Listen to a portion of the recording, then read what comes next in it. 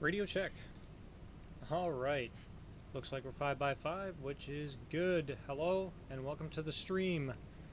A lot of new changes being made around here. And a lot of that goes to my good friend Toasty Oats over there, helping me create a new logo and, you know, making this stream look a little more on the professional side, making it nice and kind of candy to the eyes. I love it so much. Thanks, dude. I really appreciate it. And we also have the add-on of a landing rate calculator.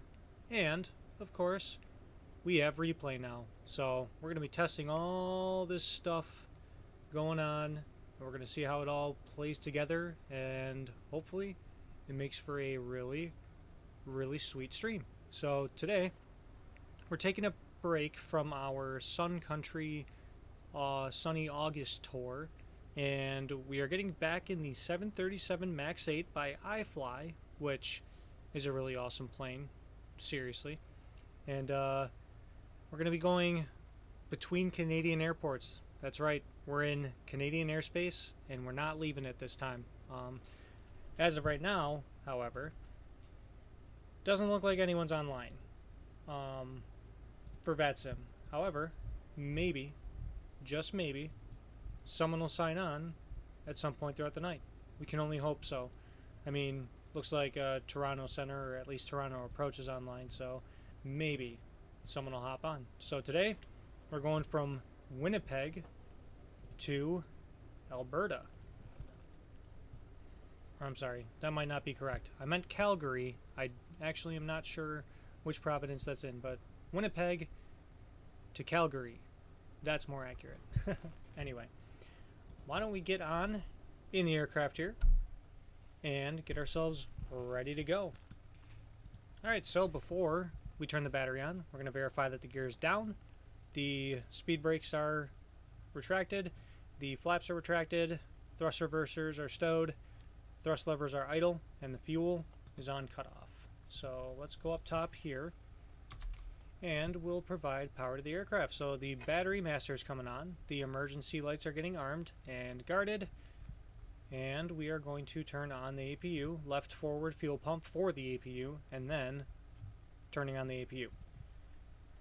And for some reason the MAX doesn't have, you know, the EGT that tells you what the APU is doing, so you just kind of have to trust for a minute that it's going to start. But what we can do in the simulator is go out here and listen for it. And it sounds to me like it is starting up, which is really, really nice.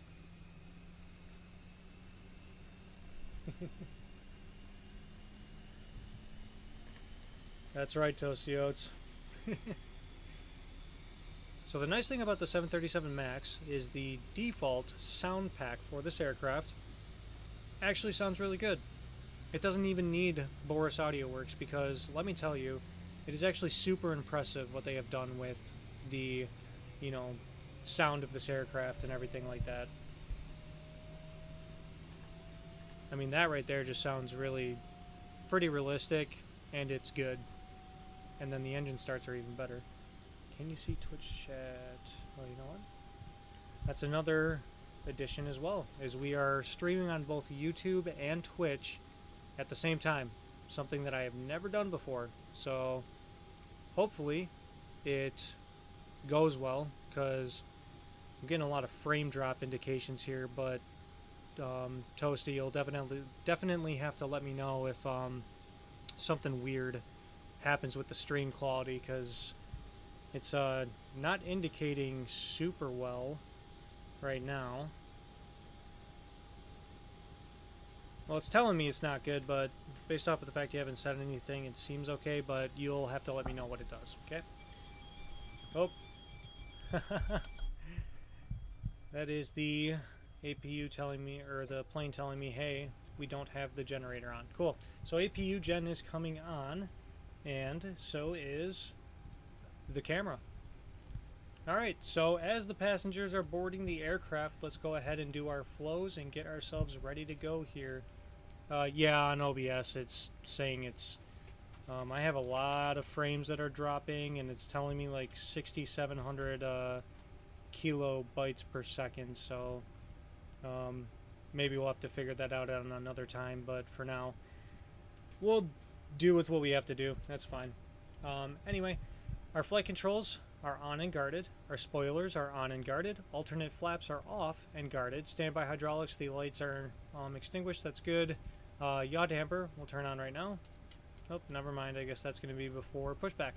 The navigation switches are on the normal position. You can just end the Twitch one. Yeah, I might. Let's do the before pushback stuff, and then by that time, if it's still laggy, I may just drop it off, and we'll have to figure something else for now. So let's get ready for pushback and then see what happens from there. Alright, so anyway, navigation switches are in the normal position, FMC normal position, source is auto, control panel is normal. Fuel pump left forward for the APU, that's good. We have 74 amps coming from the APU, so the generator is working. The AC switches are coming to on. The battery disconnects are off and guarded, cool. Standby power is auto and guarded as well. And we are on APU gen, which is good. We don't have any annunciations down here. Excellent. We're going to turn on some panel lights because we may be flying into the sunset here tonight. And we don't have any laboratory smoke detector indicators, so no vaping in the laboratories in the plane while we're in the air, please. Equipment cooling is in the... these lights are extinguished, so that's good. They're in the normal position. And the emergency lights are armed and guarded. Fasten seatbelt signs can come on. We'll test the flight attendant to call button and the ground call, which we know works because we heard it outside of the plane. Window heat is coming on. Probes are staying in the auto position. The anti-ice we do not need. Hydraulic pumps can stay off for now. The forward entry door is open. We are letting in passengers. We will test the cockpit voice recorder, and we get the green light, which is good. Cabin pressurization altitudes are indicating 0. We are on the ground, so that's good to go. Let's go ahead and turn the packs on so the passengers have some air as they board the aircraft. And we'll get the engine bleeds off so we get rid of that dual bleed indication. Good. The pack temps are indicating normal. That's good. Trim air is on. The cab control switches are all in the auto position for now. That's fine. Today, our cruise altitude, we are looking at... Scroll down in the flight plan. We're looking at flight level 400. We're going all the way to 40,000 feet. That's interesting. It is a MAX, so I have no doubt in my mind that it'll do just fine at that altitude. And the landing altitude at Calgary, is a whopping 3606. So we're going to turn this up to 3,600 for the landing altitude.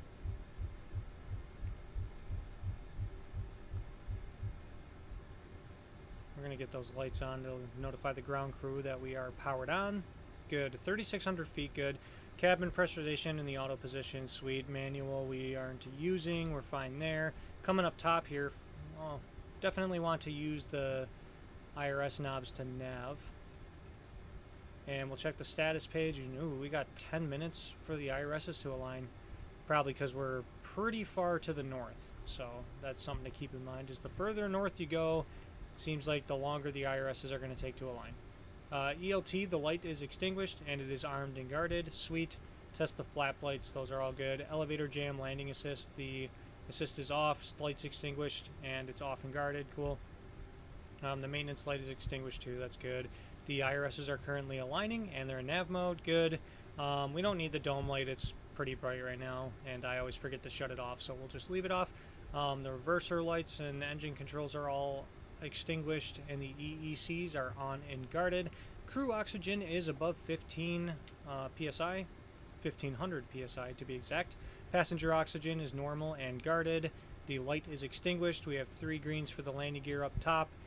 Broadband system you can't even use in this plane anyway right now, so that's fine. Flight recorder is normal and guarded. Mach airspeed warning test. We get it on both sides, and the stall warning test.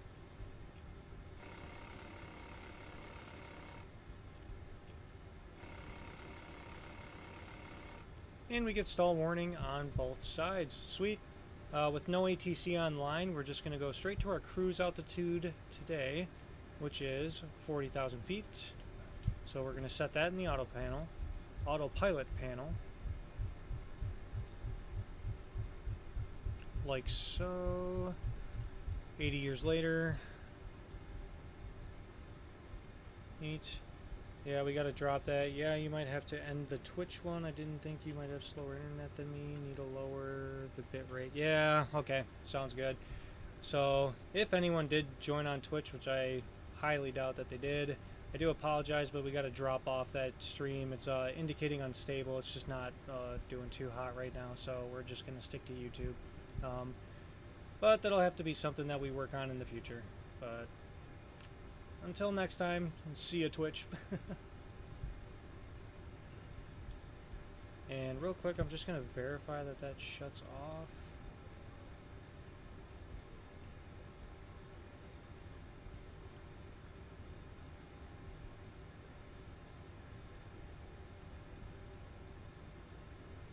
Alright. Okay. And Toasty Oats, if you don't mind, let me know if it did drop off, because it's pretty behind for me. Okay. Anyway, we'll continue on so we don't get too distracted here. Alright, we're going to check the weather at Winnipeg, which we're indicating... so the altimeter is 29er, 89er. So we'll set that. Okay. We're going to set 180 knots on the airspeed bug for the autopilot. Seems to be the best climb out speed, so we can get those flaps retracted, you know, at a more normal pace. Heading, that's a good question. What runway are we taking off today? We are taking off, according to SimBrief, runway 13. So we'll put 130 in the heading bug here. Nope, way too far. You look away for 1 second and it runs away on you. Cool. So we'll test the annunciators for the autopilots on both sides. Okay, it's off. Cool. Thank you. We'll definitely have to figure out what's going on there and how we might be able to fix it. Cool. So, got the autopilot things. Test all of the lights. Look at that. Our plane is a Christmas tree. Alright, the standby instruments are looking good. We have 3 greens on the landing gear here.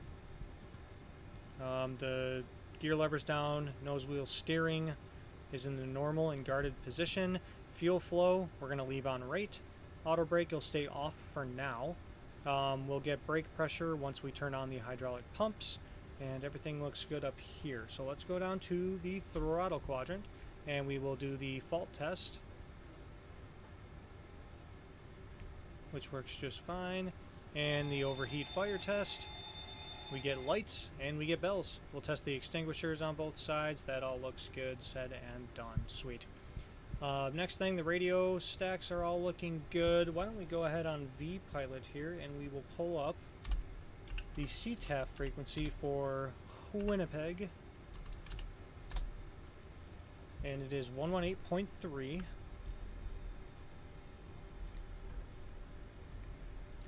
You ever had Cajun trail mix? No, but that actually sounds kind of fire, not gonna lie.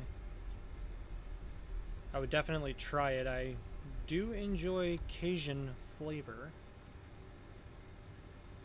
Alright, 118.3, we'll get that in the active frequency, and then we'll have in-route Unicom on standby, 122.8, and it is 800, good, because sometimes it does 805, because the Logitech radio panel does not give you the third digit on the decimal. So we'll turn the panel lights on, the radio stack.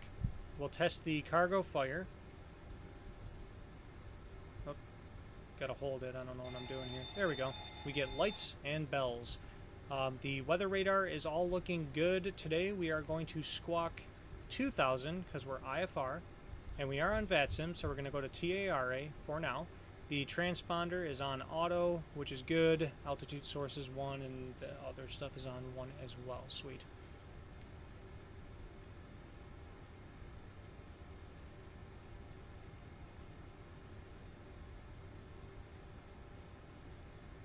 And the transponder's on. Eh. That's fine.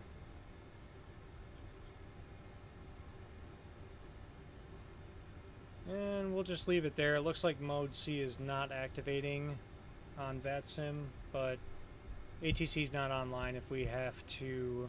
If someone signs on while we're on the ground and we have to switch it automatically, we will. Anyway, rudder trim is in the neutral position. Aileron trim switches are neutral. The rudder trim switch is neutral. That's good. Stab trim is in the normal and guarded position. In the flight deck door, the lights are off and we're good there. And for this one, we can check the emergency extend and verify that the emergency extensions are down and locked, and we don't have to go to any weird camera angles like we do the PMDG, because we're good. Anyway, before I forget, I would like to turn on the panel lights on the dash as well. Oops. There we go. Alright, so the first thing I'm going to do here, because I forgot to do it once again before we load it up, is go to the EFB and set our weight and balance. Nope, that's not the right one. There we go. Performance and payload. Sweet. Weight and balance. Alright, so what are we loaded with today?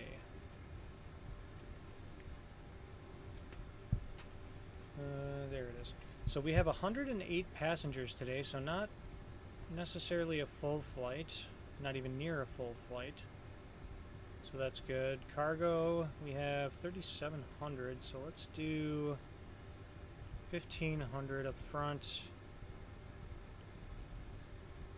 And we're going to do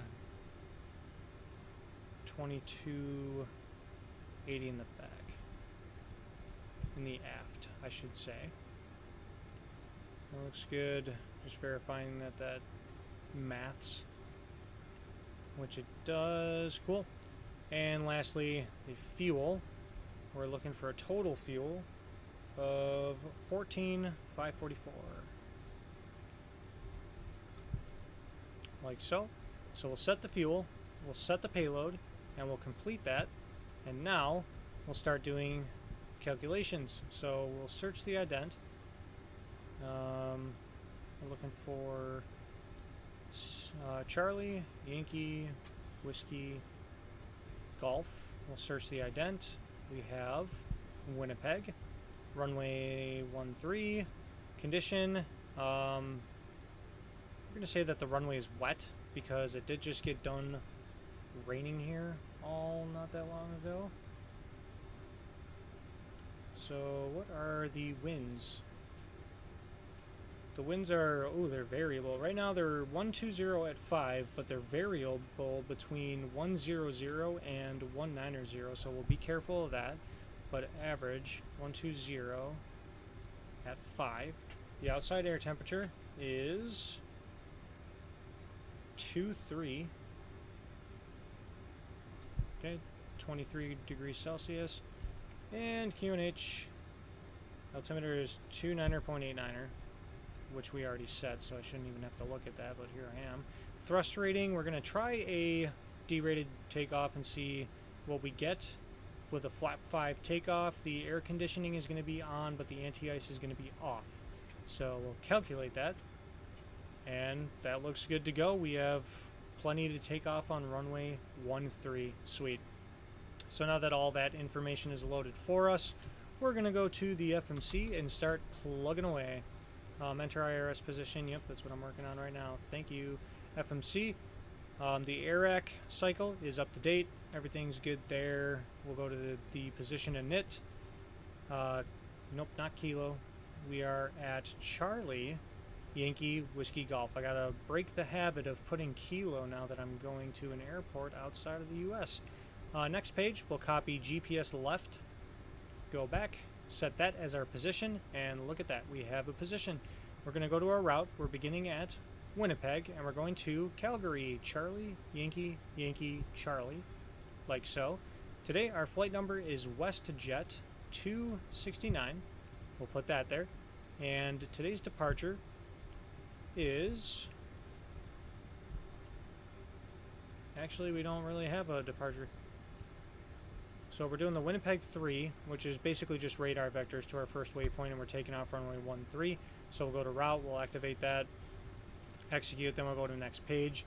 So we're getting vectors to LivB, Lima, India, Victor, Bravo, India. And from there, we're going to DUCPO, as I believe how you say that, Delta, Uniform, Kilo, Papa, Oscar. Cool.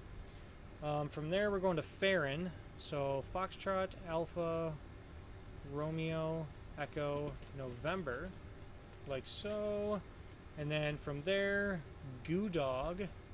So Golf, Uniform, Delta, Oscar, Golf. And that's going to be the one up here. Cool. Go to the next page. And we're going to Pikla, Papa, India, Kilo, Lima, Alpha. That is a lot of kilos in these waypoints. Then we're going to Burko, Bravo, India, Romeo, Kilo, Oscar. And that is actually finally the transition to our arrival into Calgary. So the arrival is going to be the Burko 6, and SimBrief is telling us we are landing on runway 17 left. So let's put ILS 17 left. There doesn't seem to be a transition, so it's not going to be the same deal as our last couple of flights where the arrival leads into the approach, which is fine. We can deal with that easy from there. And the transition point is, I believe, Pikla. Oh, yeah, I guess it's Pikla. Okay. So we'll select Pikla.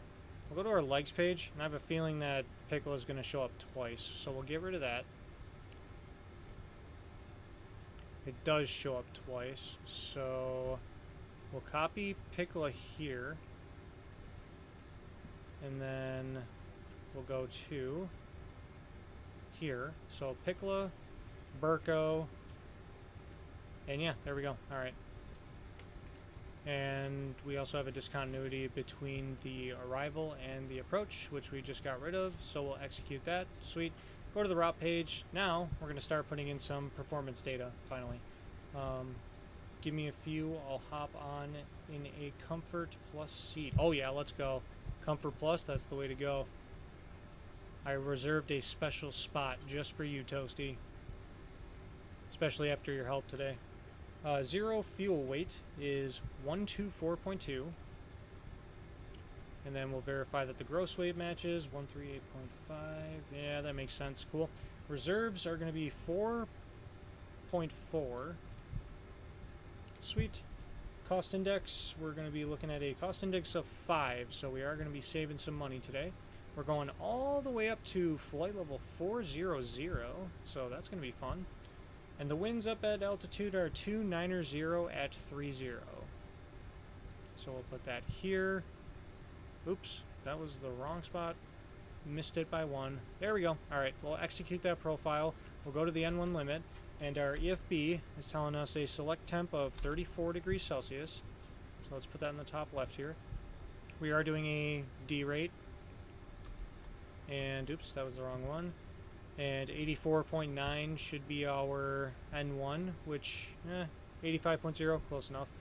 Takeoff page, we're doing a flaps 5 departure. We will paste our CG trim here, like so, and it sets for us, which is cool. And then we have the runway wind, which is 120 at 5. And we are doing wet conditions. And we don't have a slope available to us anywhere, so that's fine. Not a big deal. We'll go back to index. Actually, nope, sorry. We'll go back to previous page. And we will make sure our V speeds line up. So 124, 135, 144. Yeah, they're a little bit different. Does this tell us our slope? No, I'm kind of curious.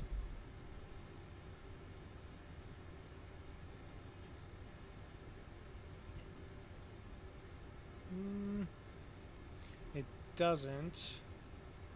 we could refer to the chart, because you know what, we are in the max, so the EFB doesn't give us charts the way that I'm used to in the PMDG. So we're going to keep this window, the Navigraph window, open for us. And let's take a peek at Winnipeg and see if the runway has a slope.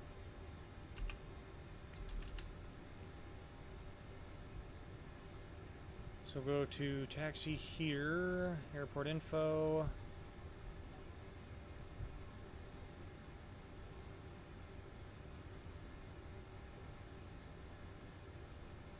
Yeah, there's really not much of a slope at all, so I'm not really worried about that.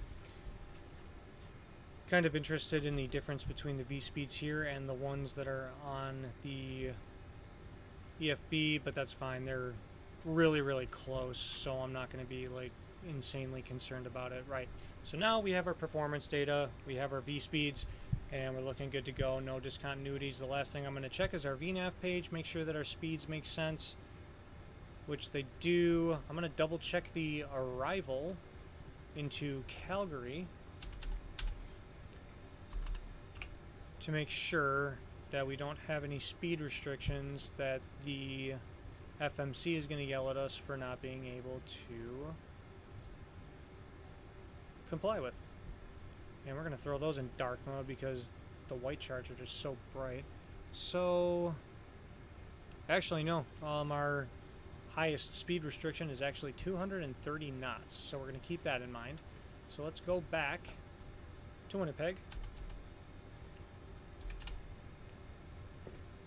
and we'll have the taxi chart good to go, like that.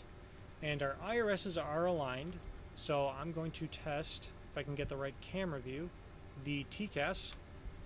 And we have red bars on the VSI and the attitude indicator. We have red traffic, and we get blips.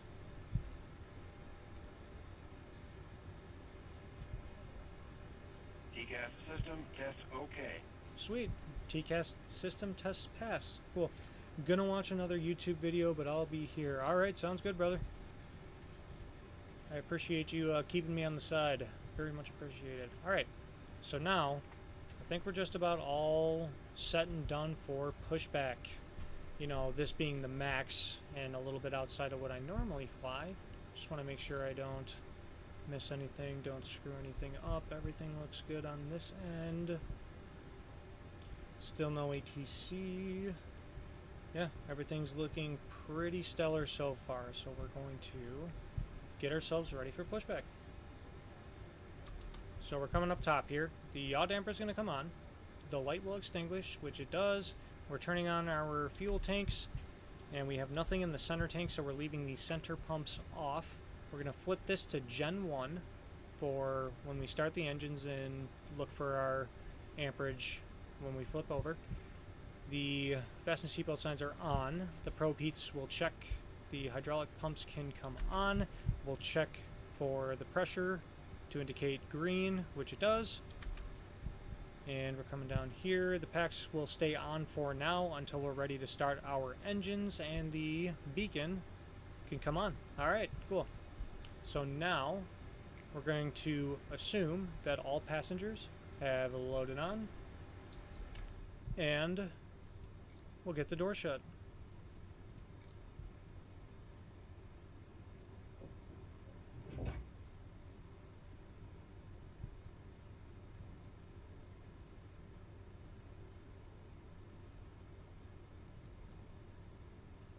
Alright, so the doors are secured and armed, cross-check, and all call.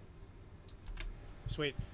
Right, so now we're ready for a pushback, so let's go ahead and pre-plan that.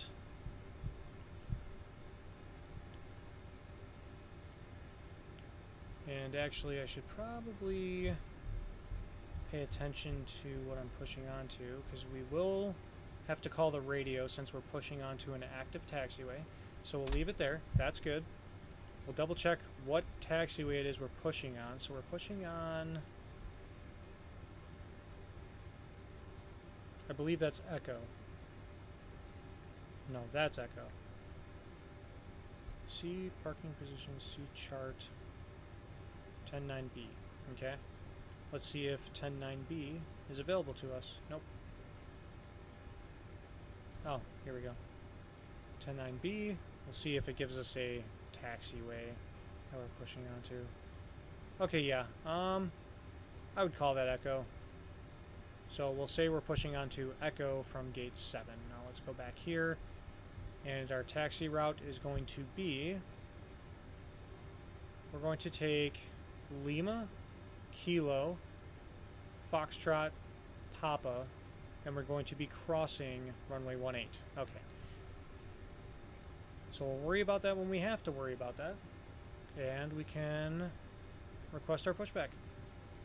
Cockpit to ground. This is ground. Stand by.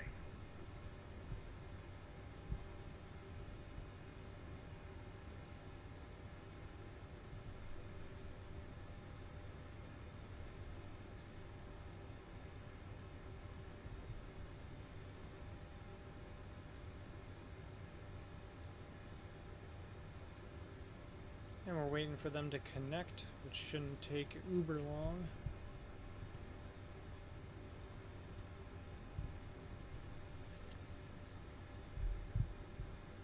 Okay, sir. The bypass pin is installed. All doors and hatches closed and all ground equipment is removed. The parking brakes are set. You may lift. Parking brake set. Lifting the aircraft. And now the nose will be lifted. We are cleared for start and push. Okay, cleared for push start. Please release parking brake. Alright, brakes are released. Parking brakes are released.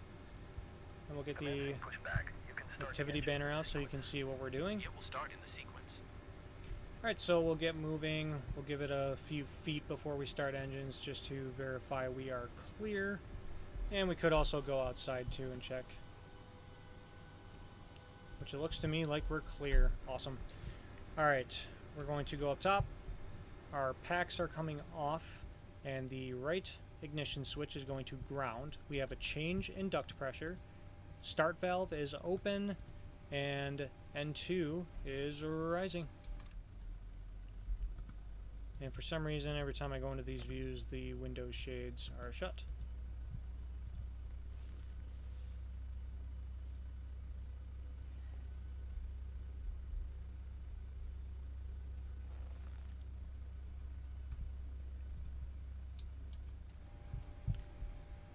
And we will we will wait for the motoring to disappear, which is right there. So we're going to idle. And we're going to listen to that amazing sound.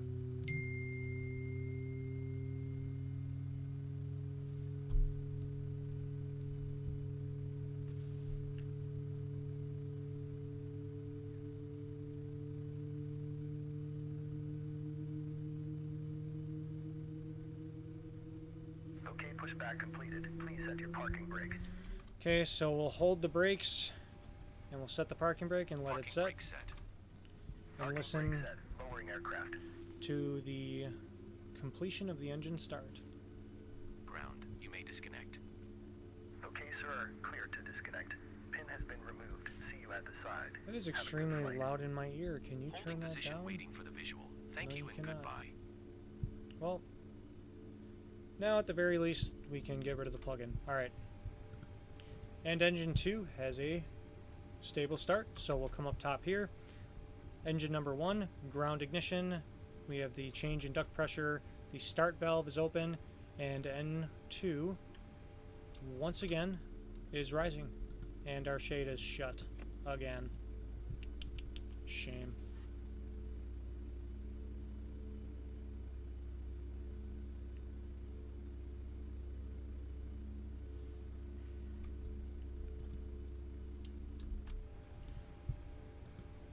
And once the motoring disappears, we will once again throw the switches to idle. There we go. And let's give her a listen, shall we?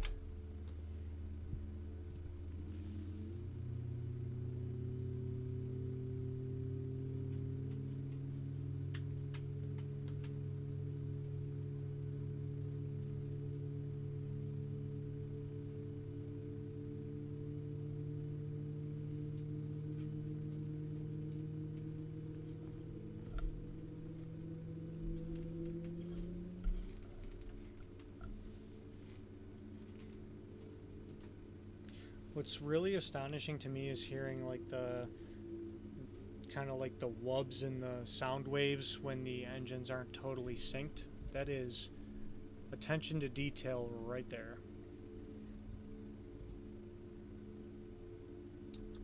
Right on. So we have 2 stable engine starts. That's what we like to see. So coming up here, verifying the yaw damper's on. That's good. For some reason, I keep getting this fuel pressure indication over here. And last time I recycled the switch, and it did just fine. But for now, we'll double check it before we taxi. But we're turning on engine gen, and we are getting positive charge. That's good. Looking up here, we don't need any anti-ice because it's pretty warm here in Winnipeg. The packs are coming on, the engine bleeds are coming on, APU bleed off, ISL valve to auto, and APU is getting shut off as well. Engine ignitions are going to continuous. We are doing a flaps 5 departure, so let's set some flaps. Brakes, RTO, and flight controls. We will check.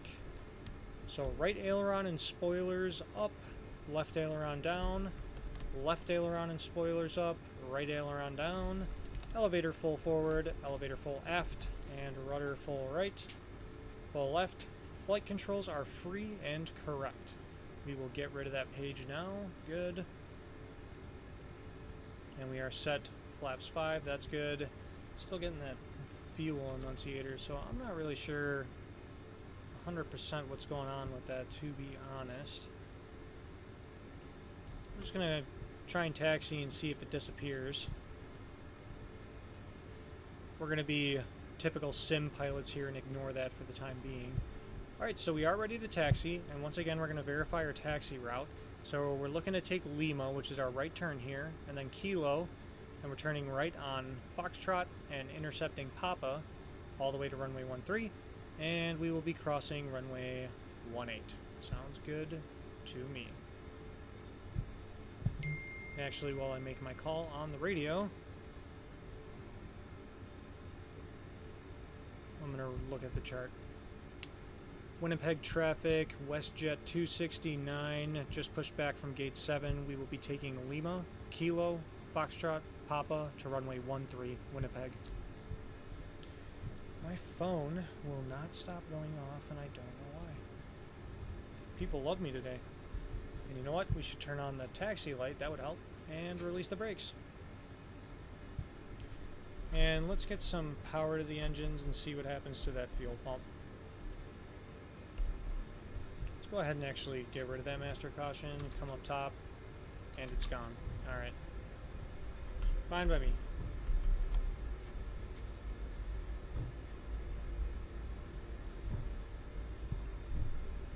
So this is Lima. And you know what would probably help is putting our aircraft on here so we know where we actually are. Making the left turn on Kilo up here. And the elevation data is all sorts of everywhere.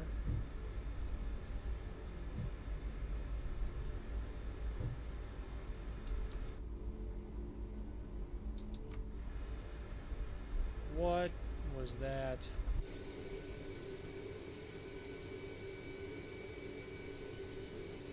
What did we hit?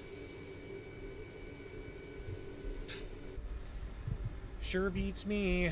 Alright, so we're making the right turn on Papa here.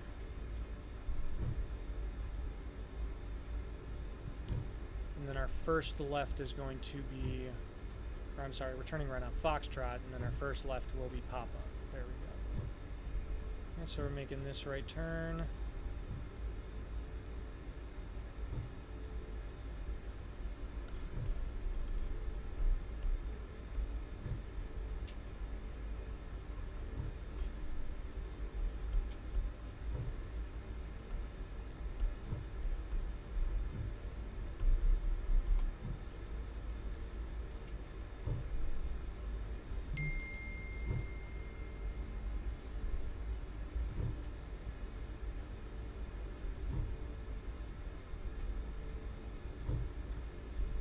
Alright, we're about to cross a runway, so the landing lights are coming on, and so are the strobes. Winnipeg traffic, WestJet 269 is crossing runway 18 on Papa, Winnipeg.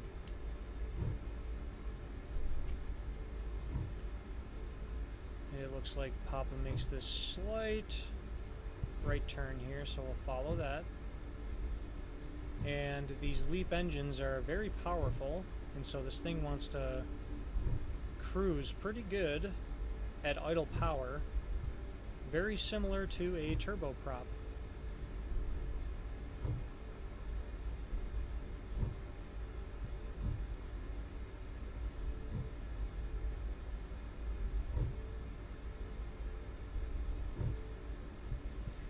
And this takes us all the way to the end of 1-3.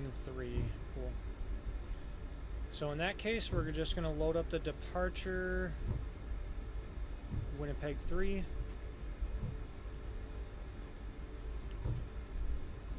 And it's pretty much vectors to our waypoint. No speed restrictions, nothing to worry about there. So we're just going to put it away and vector ourselves to the first waypoint on our flight plan.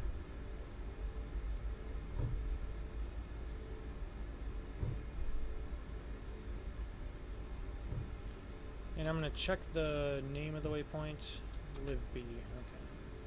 So I know what to say on the radios. I'm just going to say eastbound. That's really all they need to know. So, oops, our landing lights are still on, so the wing inspection lights can come on. The engine ignitions are in continuous, which is good, and we are set for takeoff. We're going to arm the auto throttle, heading select. Winnipeg traffic, WestJet 269 is taking runway 13, departing eastbound Winnipeg. Oh yeah, flight directors come on. Heading select. And level change. Whoa. Tried saving at the speed we're going on the ground. Oops. So let's fix that before we line up here, hopefully. Yes, there we go. Alright, engines are coming to 40%. Okay, the auto throttle decided to arm since I hit level change, so that's on me. Slight difference from the max. Nope, what are you doing?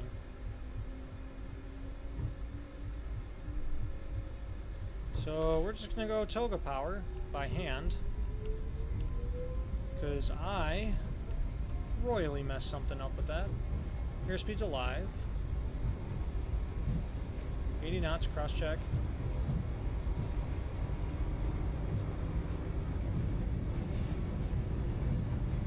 V1. Rotate.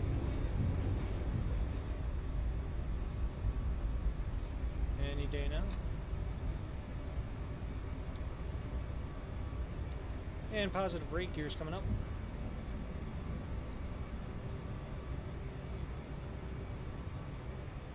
We'll go about 15 degrees or so nose up pitch. Get about 1,000 feet up.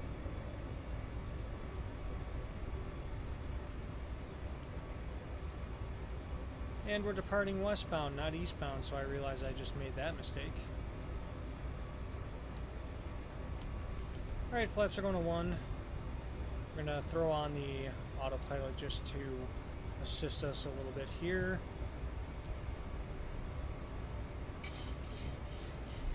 And we're going to go to 210 on the airspeed.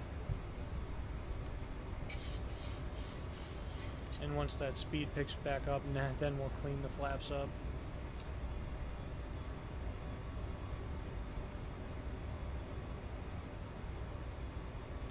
There it is, flaps are going up. And we'll come down to the FMC. We'll put Live B up top. Nope, not that one. Oh man, now I have to clear it all. Live B, there we go. Put it up top. Execute. And let's throw on LNAV. Alright. Winnipeg traffic, WestJet 269 is turning westbound, departing the area. Winnipeg.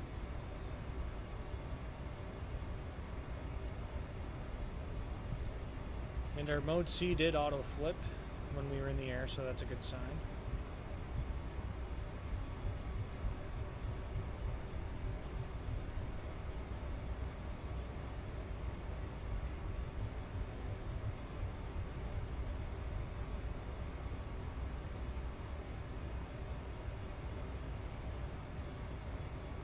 very unreadable. Oh, and we can go to VNav.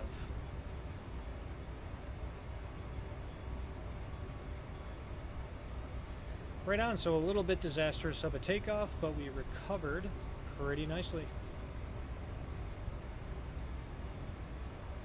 We will just pretend like nothing ever happened and we are good to go.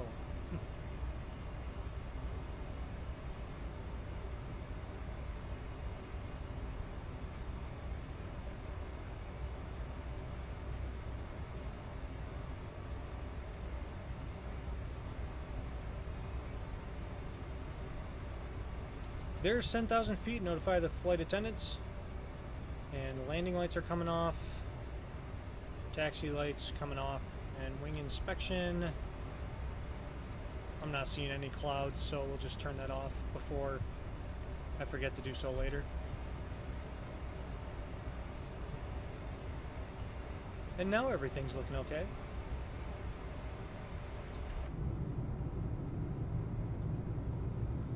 Oh look, a window shade that's open. Nice.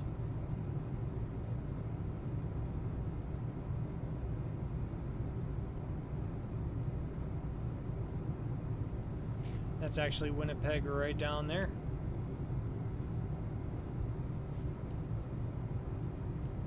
We'll see you when we get back.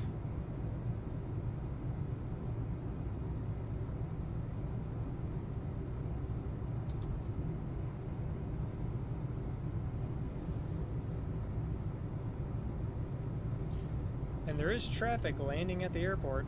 Their radio just did not come through at all. It's kind of cool to see, though.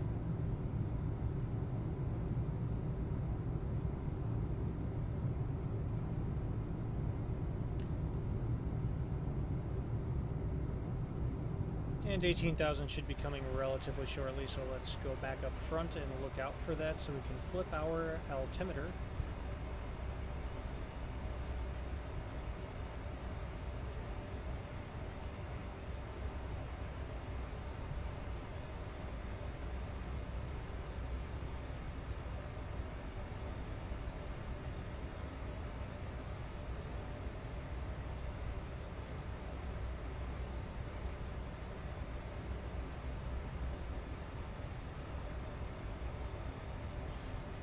So I realized why I couldn't do toga power on auto throttle is because I never disarmed level change.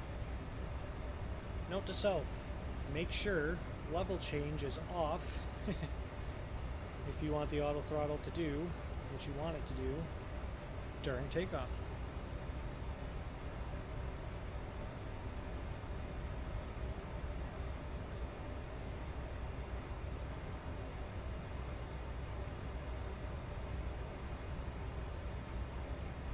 There it is, 18,000, flight level 180, altimeters to standard. And at this point the engine ignition switches will go to off, come out of continuous,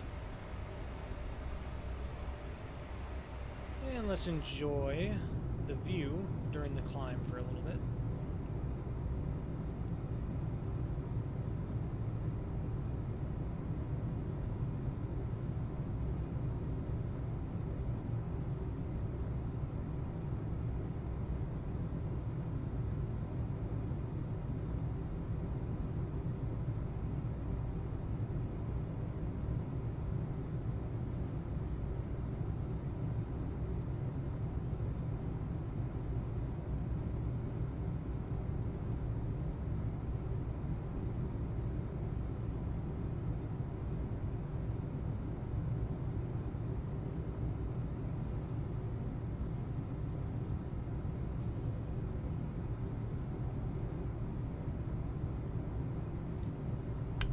And before I forget, en route Unicom 122.8 is now active.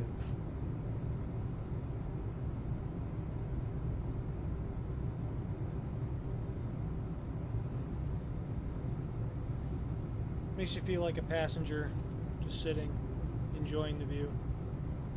Even though out here it just looks like a bunch of straight up farmland.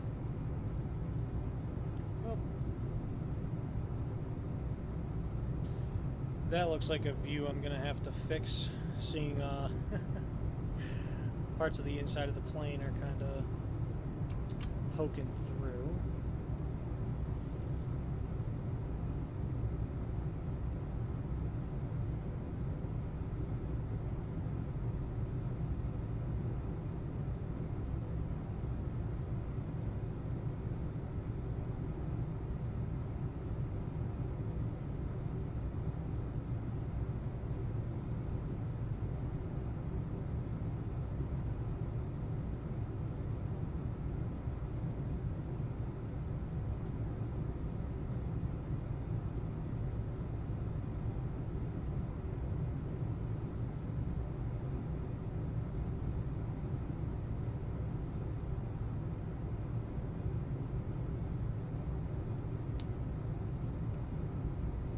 Have an eyelash poking me in the eye.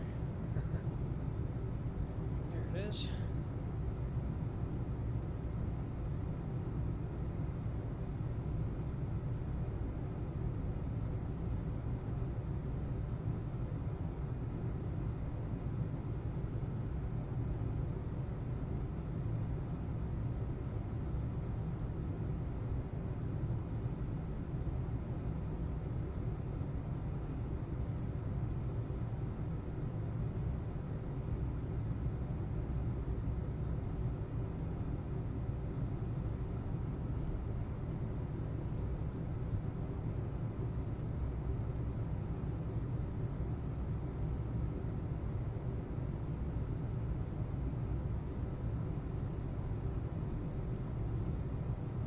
Now to check on things up front.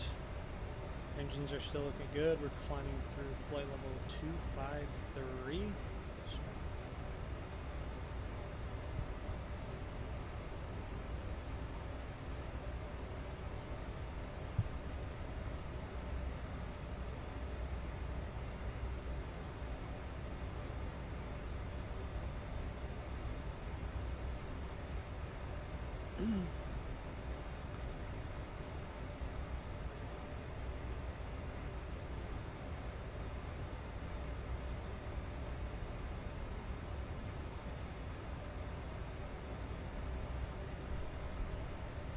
Interesting. The standby attitude indicator is currently in millibars, so we'll flip it over to inches of mercury because we are in North America.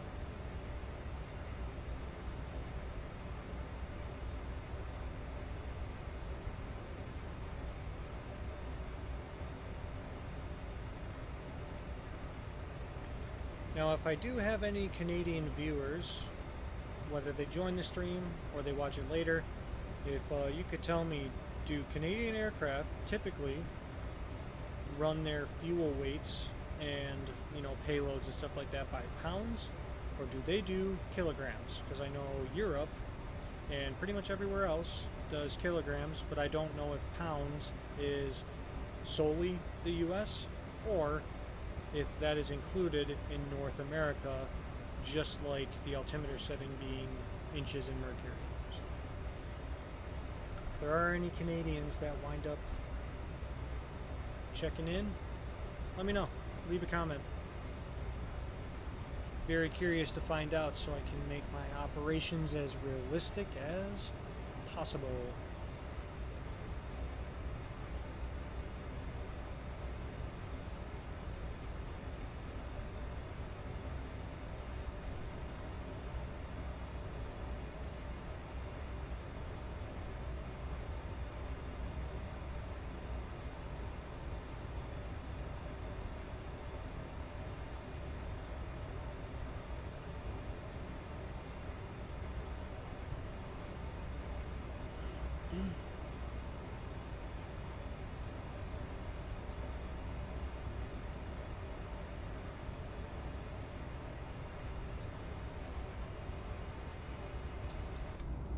Enjoy another view, you know, if the window shade wasn't shut.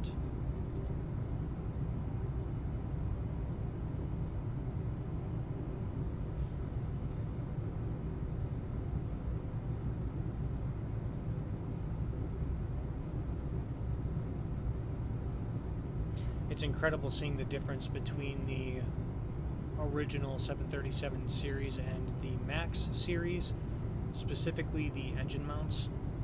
Because on the original series, you could see the engine mounts here go underneath the wing and out, but these are directly in front.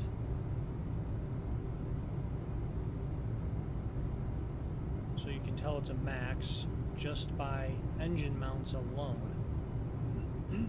And the engines too. The engines are more circular in the MAX series, whereas the original had that classic 737 flat bottom.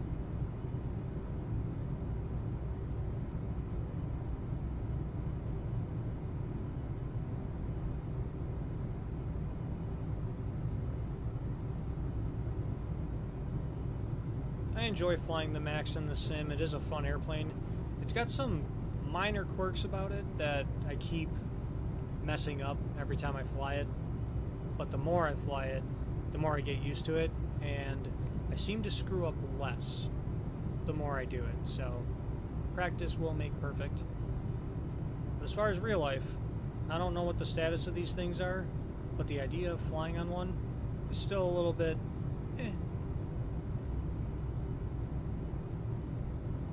In the sim though, wonderful aircraft.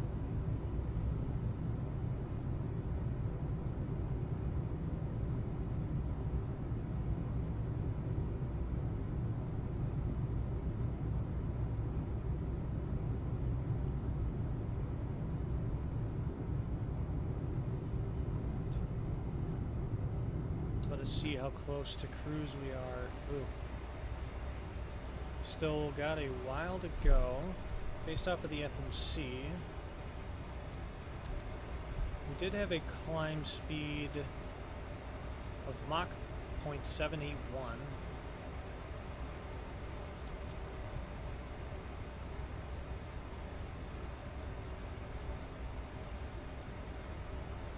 And we're on our way to intercepting that, so when we do, our climb rate should improve.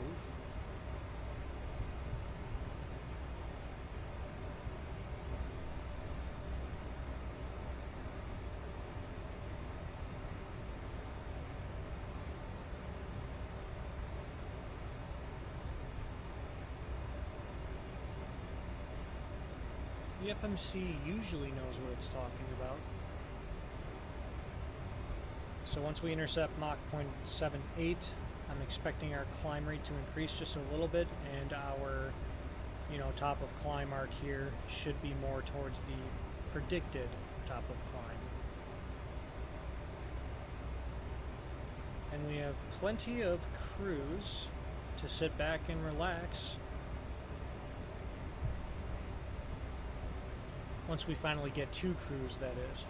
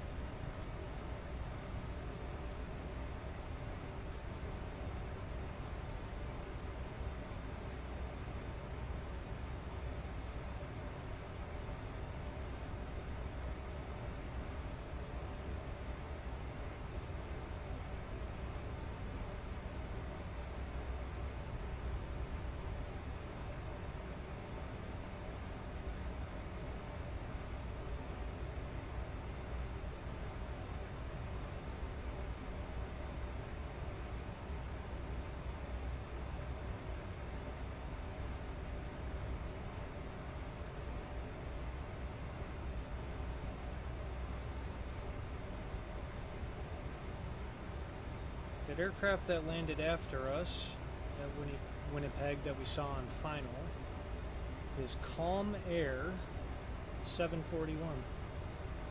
Let's see who's flying here. Aircraft type, oh, looks like an ATR if I'm not mistaken. That's kind of cool.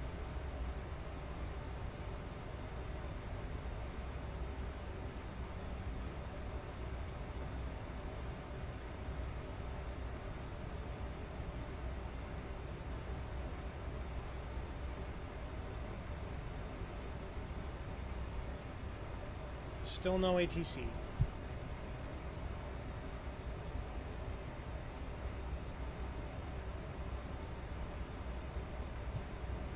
Alright, we intercepted Mach 0.78. Not a significant increase in climb rate by any means, but did increase it. And if you see here, our arc for when we're supposed to reach flight level 400 did in fact go more towards the predicted spot. Just as I thought. See, sometimes I know what I'm talking about. Other times, maybe not so much.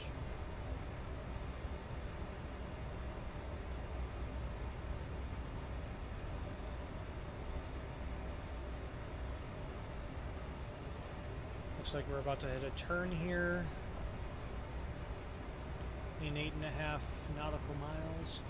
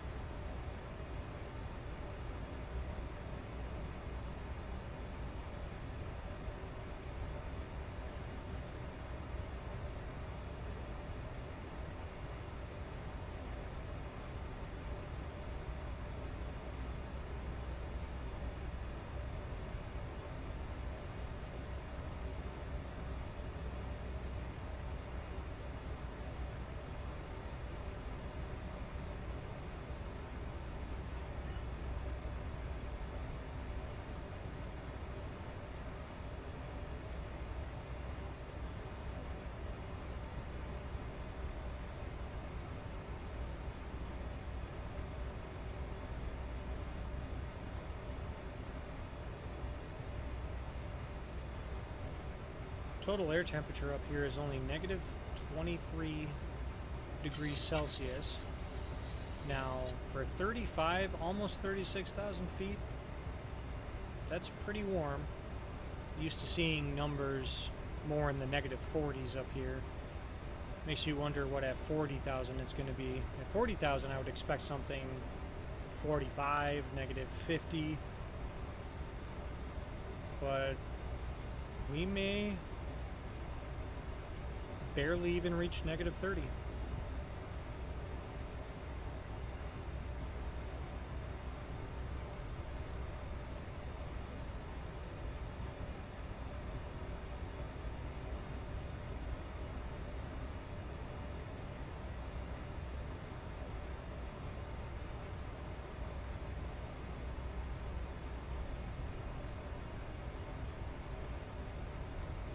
We're fighting a straight up headwind of 34 knots.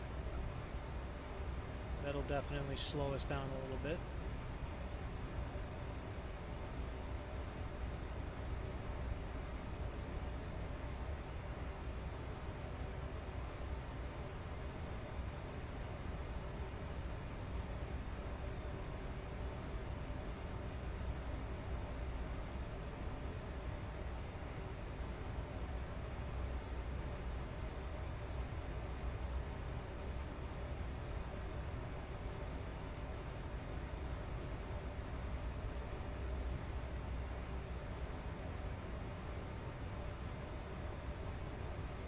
We still got 3,000 feet to go.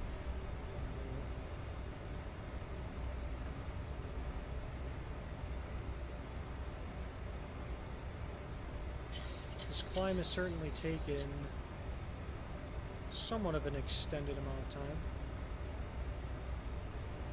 So based off of the climb rate,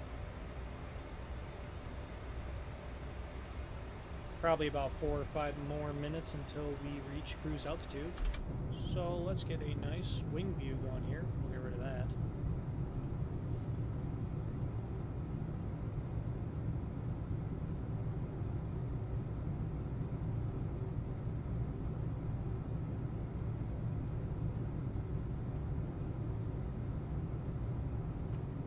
Still loving the clouds and always will.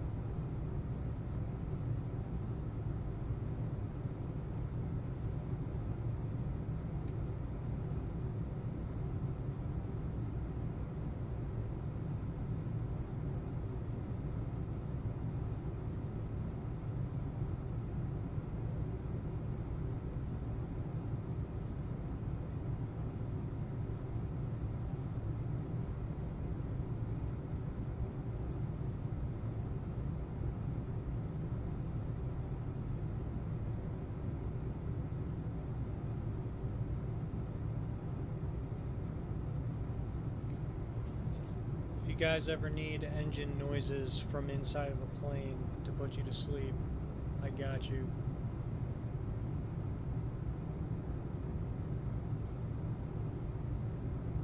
I mean, to me, this is a very relaxing sound. And it's kind of cool to just sit in the window and look outside and enjoy the view, and it just simmers me down.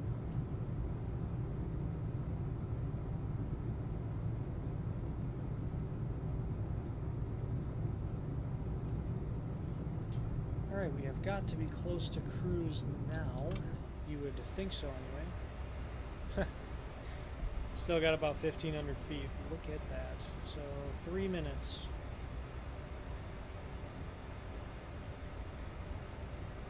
Flight level 400 is a pretty wild cruise altitude for a 737. I know it's the max, but still. If we were any heavier than we are right now, probably be a really, really tough go. Might have had to cut the cruise a couple thousand feet. But hey, SimBrief does the calculations, it does what it does.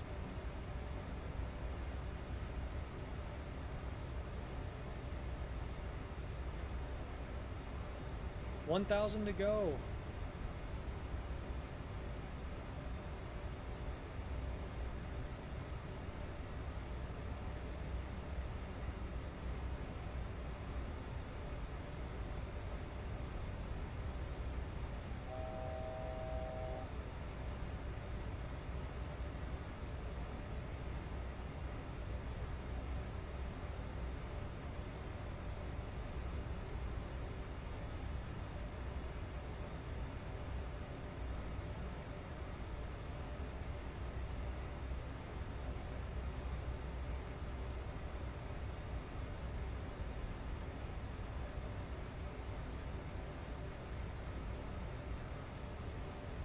Excuse me.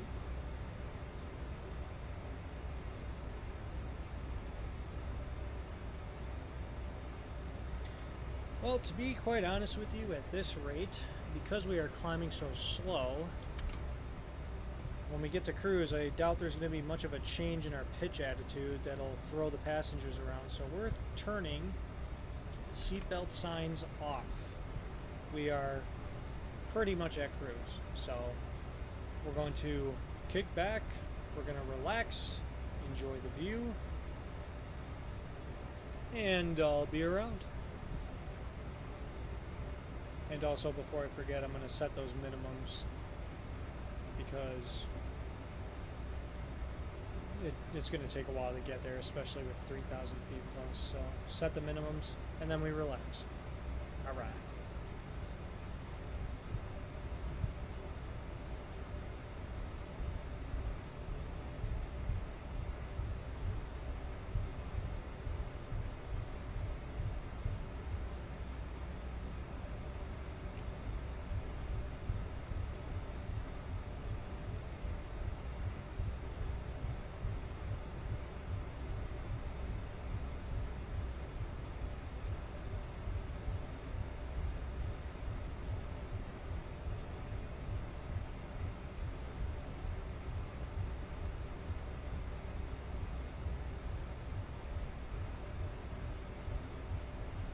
And unfortunately, this isn't like the PMDG where you can click, hold, and drag it in the direction you want. It seems like no matter what, if you click it and drag it, it's always going to go down.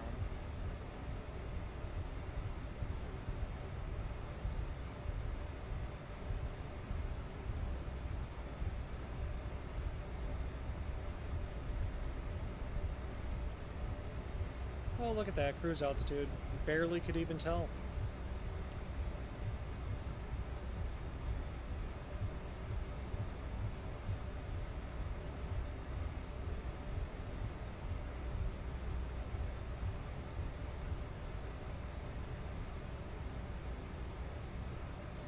Oh, man.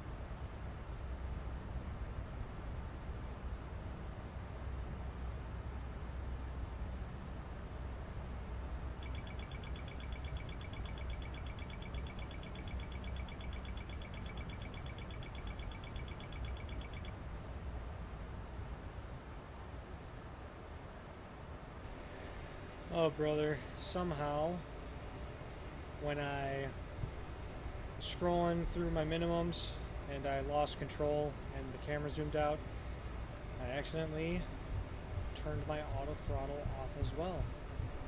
Oh, the joys of being in a sim. And I still have so long to go before I'm anywhere near the minimums I need to be at. It's okay, I might cry a little.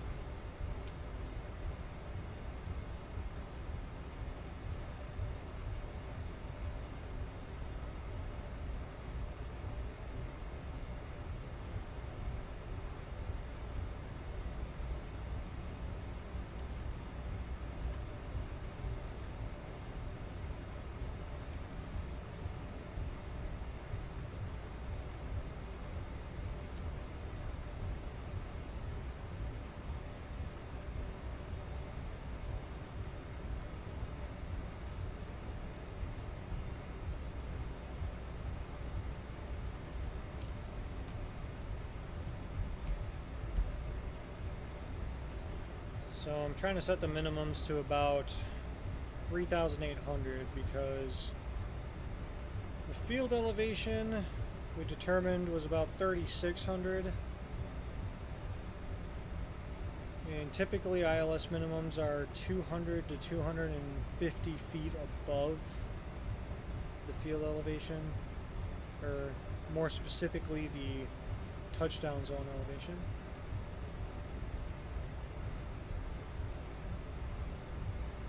So we're trying to get up to 3,800, and then when we do that, we'll refer to the approach plate.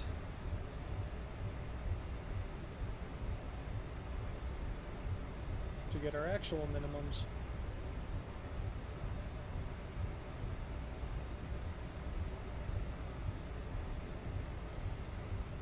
I have to look up a fast way to scroll through this.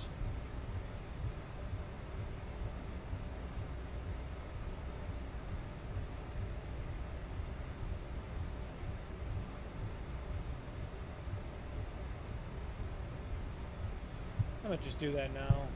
My finger's getting tired.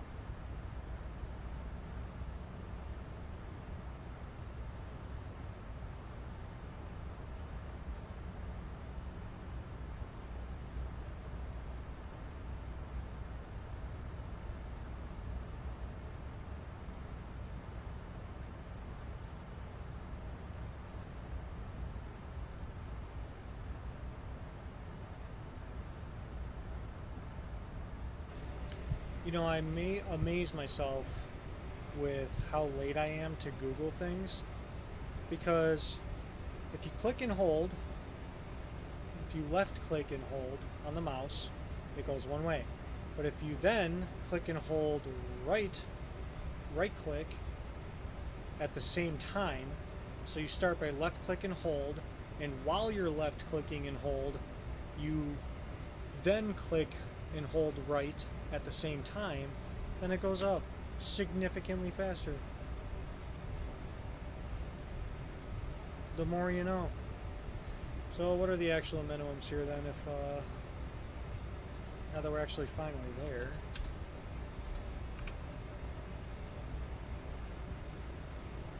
So we'll go to approach. We're doing 1.7 left.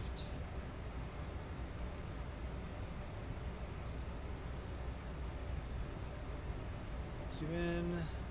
Refer to, oh, that's right, anything in Canada is only at the bottom. Okay, so DA.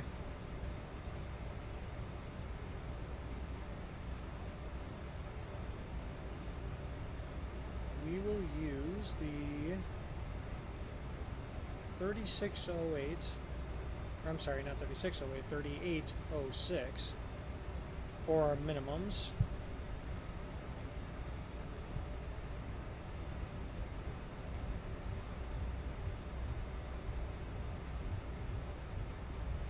And we will actually slow it down so we don't accidentally miss it.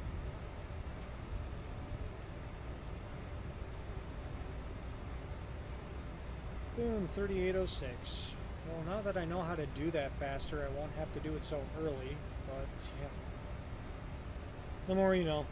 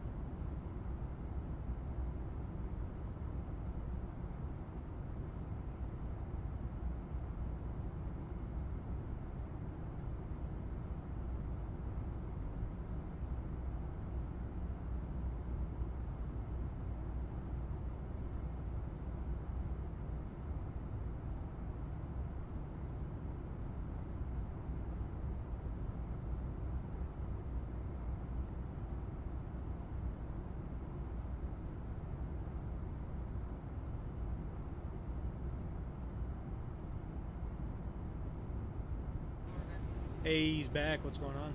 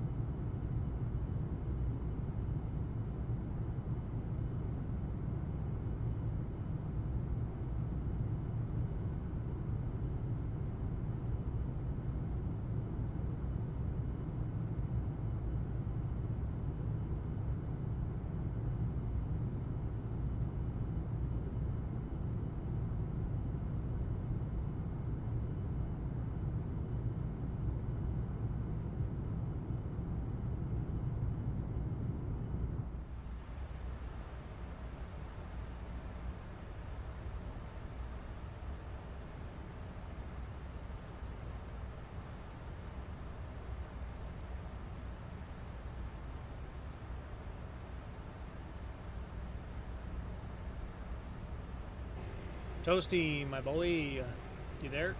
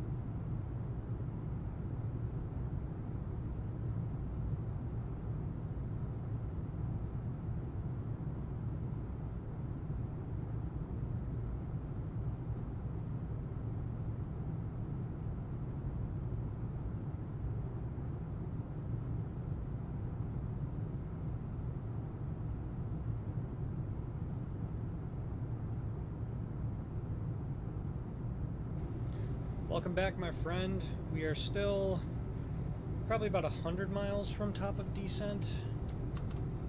Oh, you know what? Gotta click on the actual game. Here we go. Looking more about, yeah, about 100, maybe coming up on 90 from top of descent. So we're gonna be actually doing something here soon. What up? What up?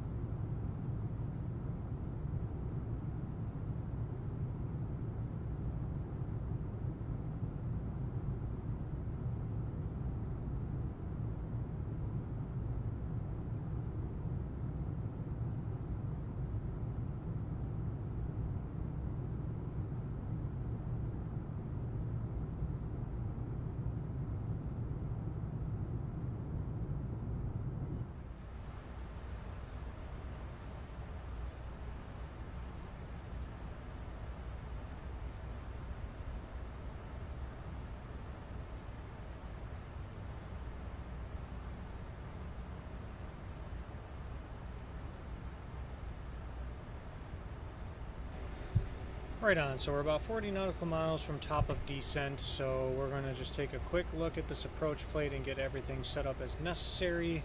So we're looking at the... Oops, that was the wrong camera view right there. So we're going to... Here, thank you. Alright, so the ILS frequency is 109.15. We're going to get that on both sides. 109.15. COM1 active. 109.15. Look at that. Alright, both navs, and they're both on ILS mode as well. Excellent. Next thing is going to be the approach course. We're looking for 165. So we're going to set that on both sides. Now that I know how to do that quick scroll thing, that is amazing. 165 confirmed.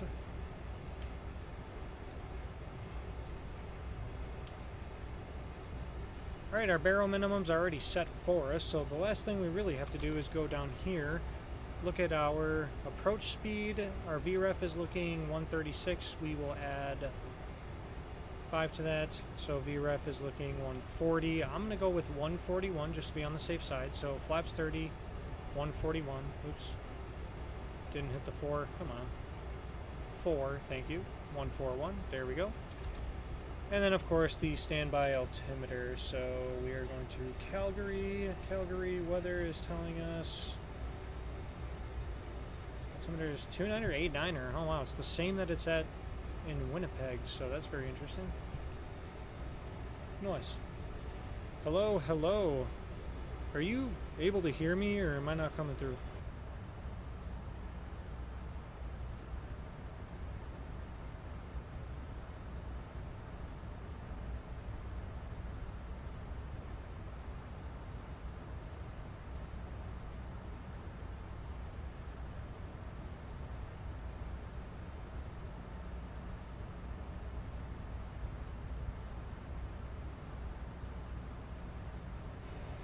Okay, cool. So I tried responding to you. I don't know if you caught me or not. I was just kind of scared for a minute that my mic wasn't coming through, but if we're good, we're good. No worries. So we're going to look at the arrival real quick, the 17 left portion of it, because we are landing 17 left. And actually, real quick, let's just verify that the winds still allow us to do that, which they do. 190 at 4, gust 16. Wow, okay. 4 knots steady, 16 gusts. That's going to be a pretty wind sheary type arrival, but okay. So 17 left. So our first bottom restriction is actually 9,000 feet all the way at toe tub, if that's how you say that. At Burco, we actually want to be at or below 15,000 at 230 knots. So the bottom altitude that we have next is 9,000. Oh, you know what? I totally spaced out and went way past that. There we go. 9,000. So now, when we come to our top of descent, the aircraft will automatically begin its descent because we're in a MAX, and we'll be set to go for a little while. All right.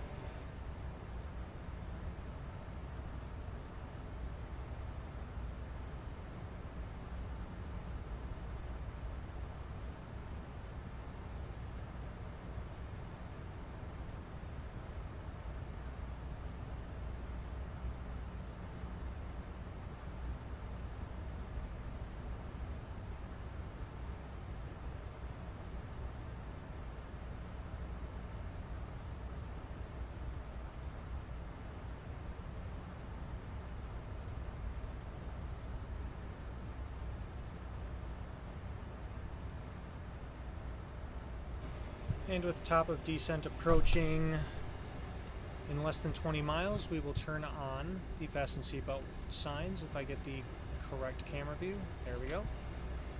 And now they know our descent is imminent.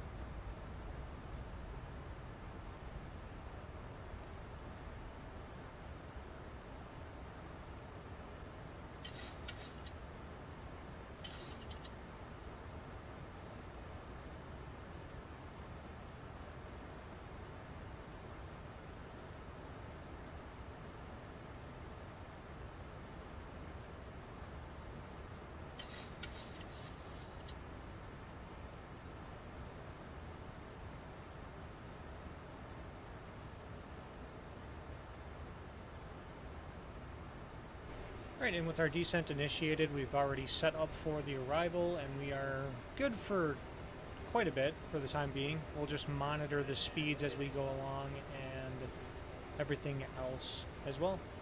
A lot of monitoring.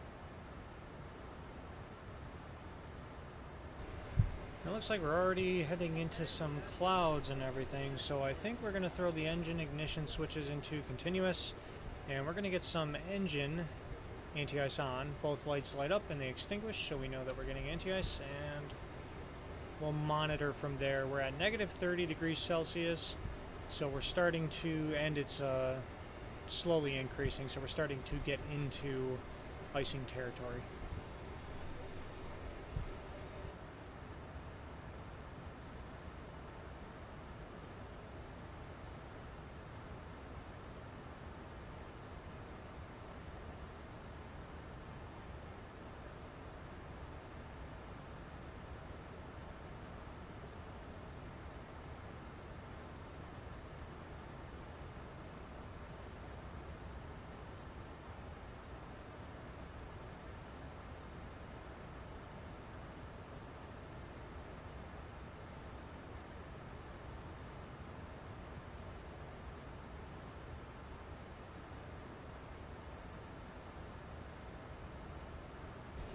I'm about to start a poll.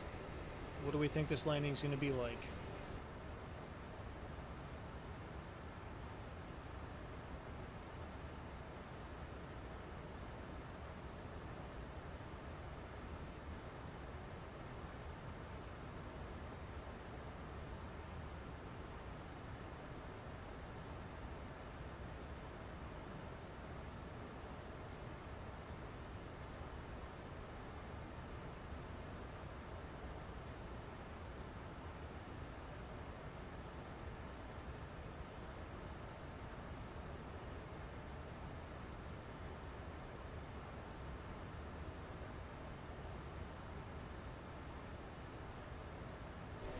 Alright, we started a poll.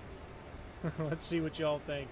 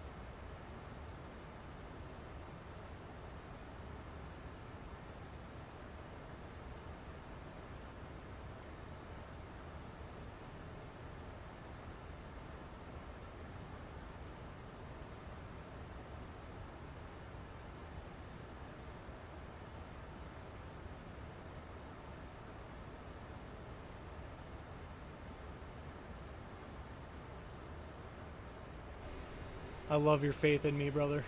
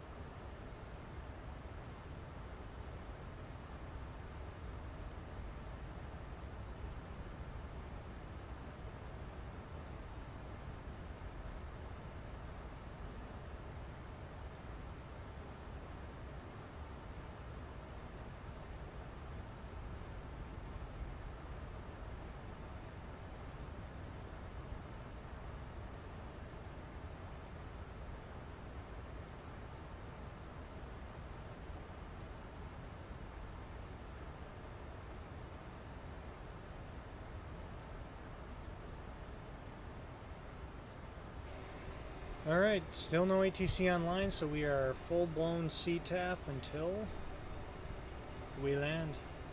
Even after we land. But so far, everything's looking good. Just going to verify.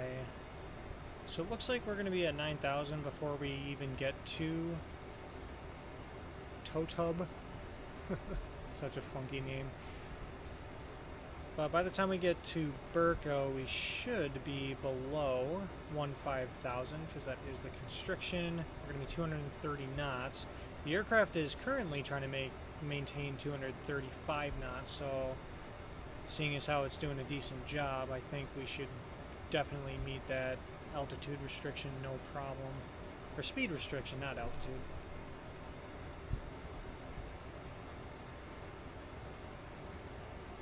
It's also not a very complex arrival either. Doesn't take a lot of brain power, which is good because I'm running a little empty on sleep, but we're still crushing it.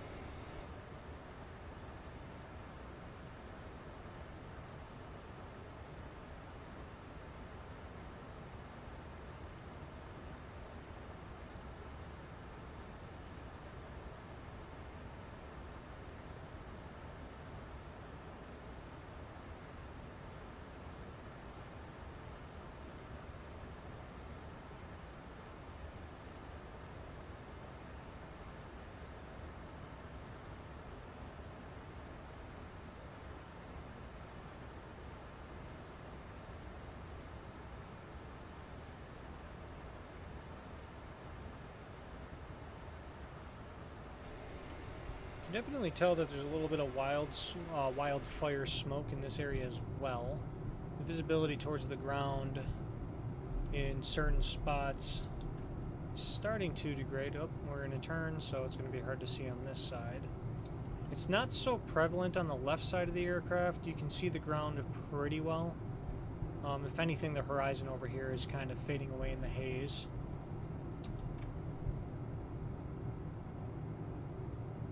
This side directly under us is also not terrible, but you know, it's incredibly just insane to me how the flight simulator can simulate wildfire smoke like dang near to a T. But when it comes to thunderstorms and radar and things like that, I mean, the sim does alright at taking METAR data and generating weather based off of that, but other than that, it's not the greatest thing in the world.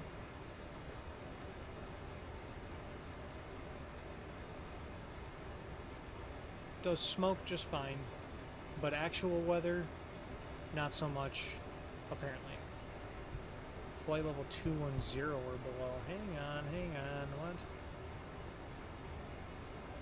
For what waypoint? Burko? Okay, so my FMC seems to have bad data. Unless there's something up here.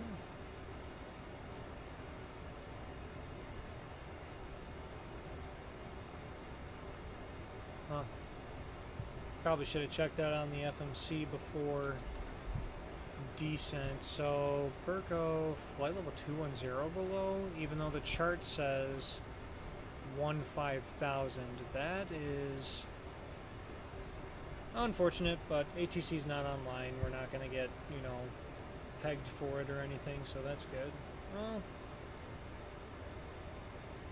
what do you know? Edmonton is online. But we're going to Calgary. Unfortunate. So the total air temperature is continuously increasing, but we're still at -1, so it must be decently cooler over here in the Calgary area, because we were at like 25,000 feet, and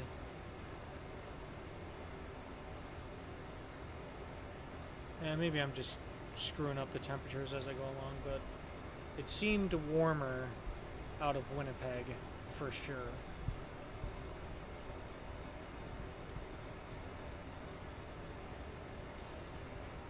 Alright, we are descending through 18,000, so we're going to notify the flight attendants of final descent, like so.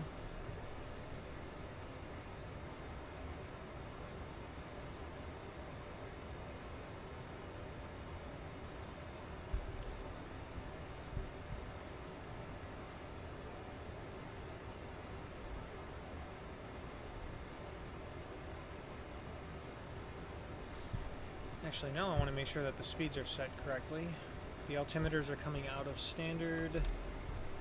So we got 230 at toe tub and 210 or below at LSOG, which is what the chart was stating. So the speeds are correct, but for some reason the altitude was not. Oops. Oh well. So we're pretty set up on the arrival. I feel comfortable getting rid of the chart. So let's pull up the ILS for 17 left.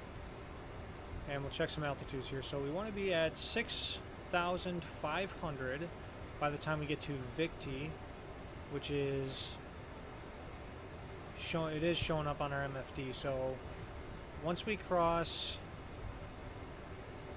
whatever the final waypoint is over here, I'm not even going to try and read that. We're going to go down to 6,500 and vector ourselves towards Victi and intercept the ILS from there.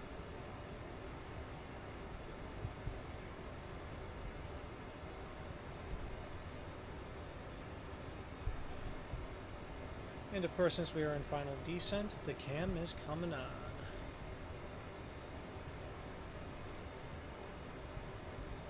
Oh.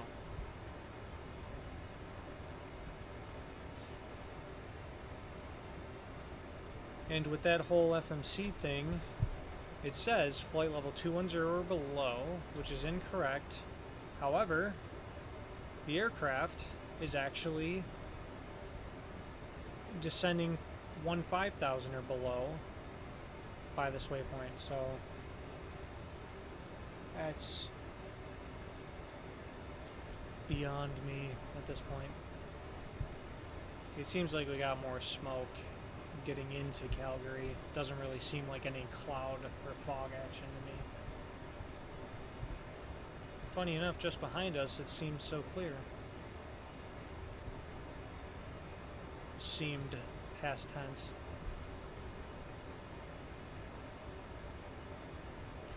Alright, and we are at 230 knots, which is good.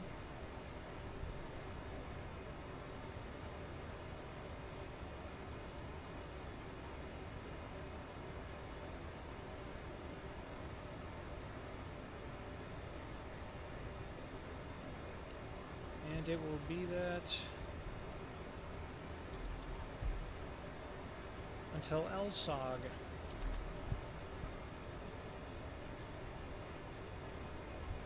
So, fly on my screen. How disrespectful.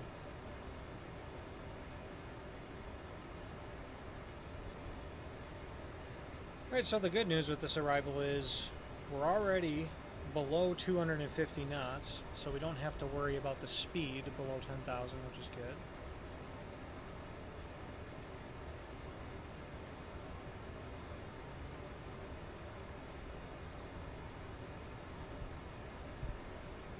We'll sync our heading.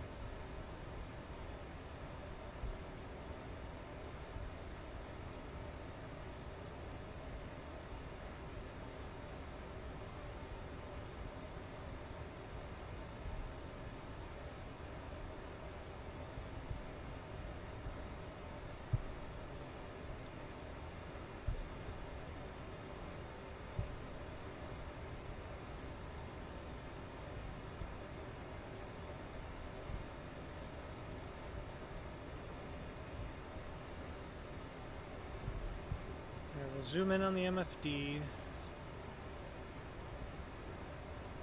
give us a broader view of what is going on now that we're closer.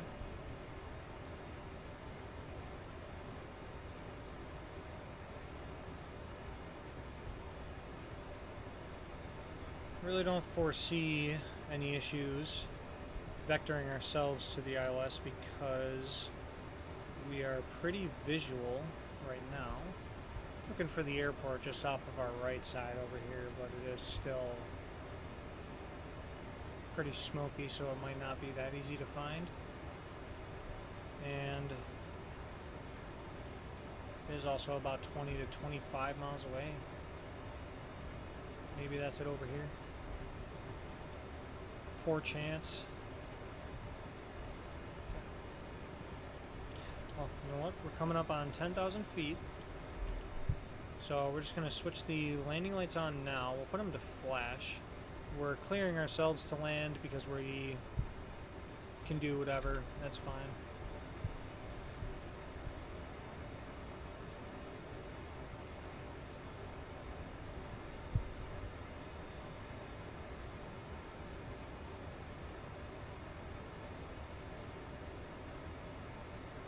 Alright.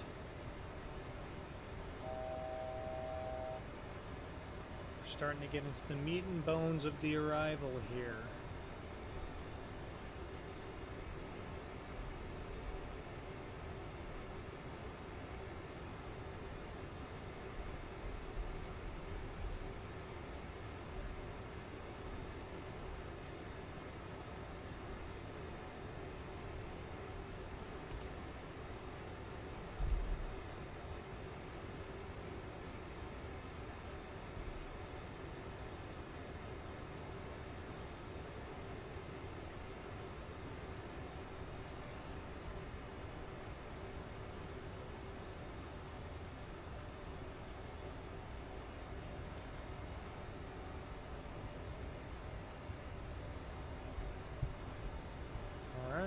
zooming into 20 miles.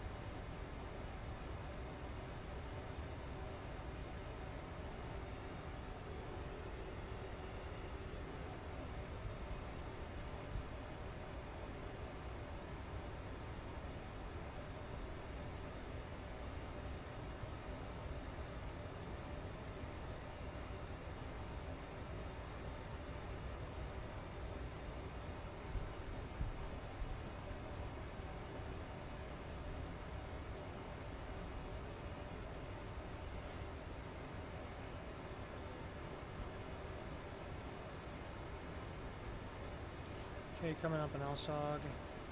The aircraft is starting to slow down to 210 knots, which is really nice.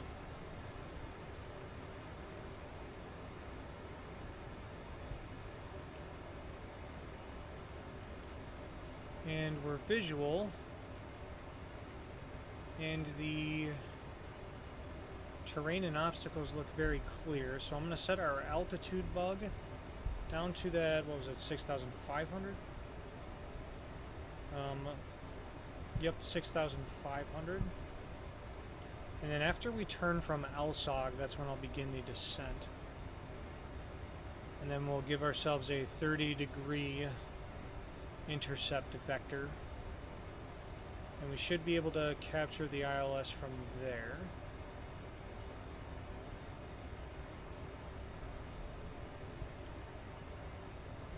And I am going to do this via heading mode.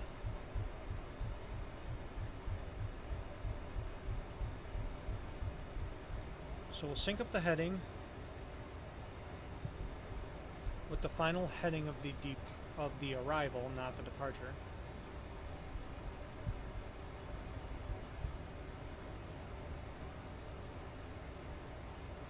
And let's go ahead and descend down to 6,500. And we'll start it nice and easy, 1,300 feet per minute.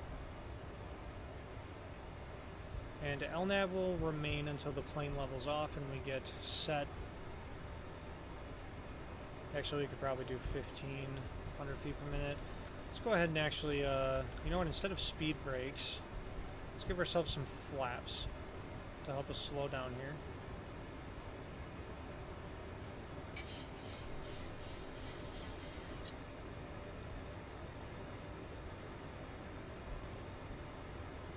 And we're just going to go for a little bit here. So our heading is going to be 345. We'll flip to heading mode. So we can just easily turn for that vector when we need to.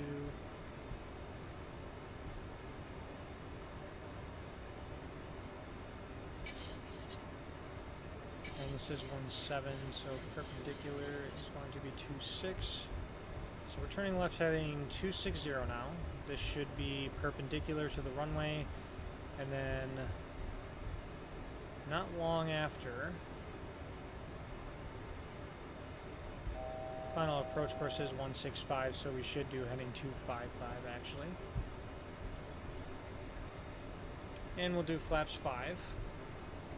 Slow down to 190. What I should have done was look up Calgary's CTAF.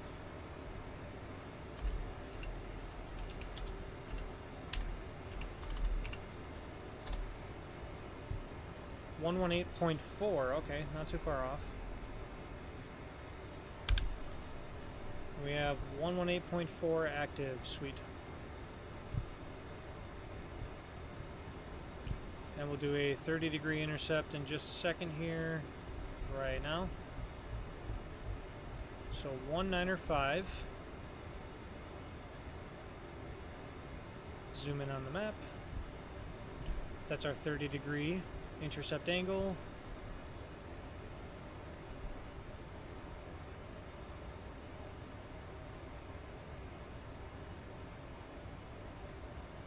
Oh man, I really didn't even have to wait all that long to turn. We were descending just fine. Alright, so now we're going to arm approach mode. And now that approach mode is armed, we're going to throw on Command B. Oop, it's not going to let us.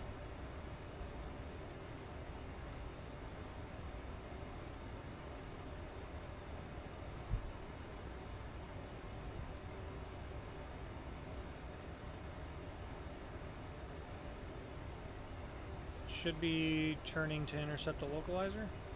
There it is. Okay, we'll turn on Command B. Nope. Ugh. Oh, you know what? I wonder if because the glide slope isn't in yet, it's not going to let us do that, so we're just going to be a little more patient until we get that glide slope. Because after we cross Victi, we're going to be at 6,500 for at least 3 miles, it looks like. Somewhere roughly around there, and that's where we will intercept the glide slope. So honestly, we could have been descending through Victi. Gonna have to keep a better eye on that next time. So we got 118.4.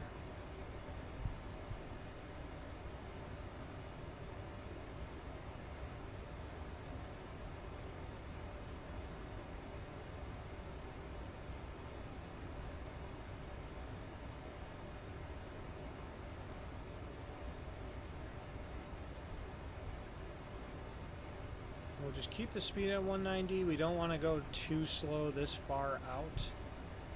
Wouldn't make much sense to do so. We'll try and sync with the runway heading.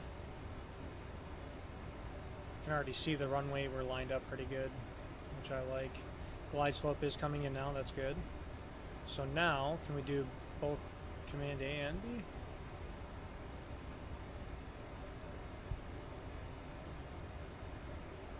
Nope. Now that the glide slope's in? There we go. Okay, just had to recycle it at this point. About to fire up a truck sim profile with 83 mods, so wish me luck. Oh boy. What kind of mods are we talking about? I do have you on my iPad in front of me, by the way. There we go, glide slope intercept, gears coming down. We'll go ahead and slow down to 180. Calgary traffic, WestJet 269 is on a 10 mile final, runway 17 left, Calgary. Okay. So we're doing this. Looking very, very set up here. Flaps 5, so now that the gear's down, we have 3 greens bottom, 3 greens up top. Auto brake can go to 3. I never took it off RTO. I thought I did, but okay. Speed brake is being armed. Alright, and it is armed. Gears down. Sweet. Looking fantabulous. Alright, so we're going to slow down to 170 knots. We're going to flaps 15.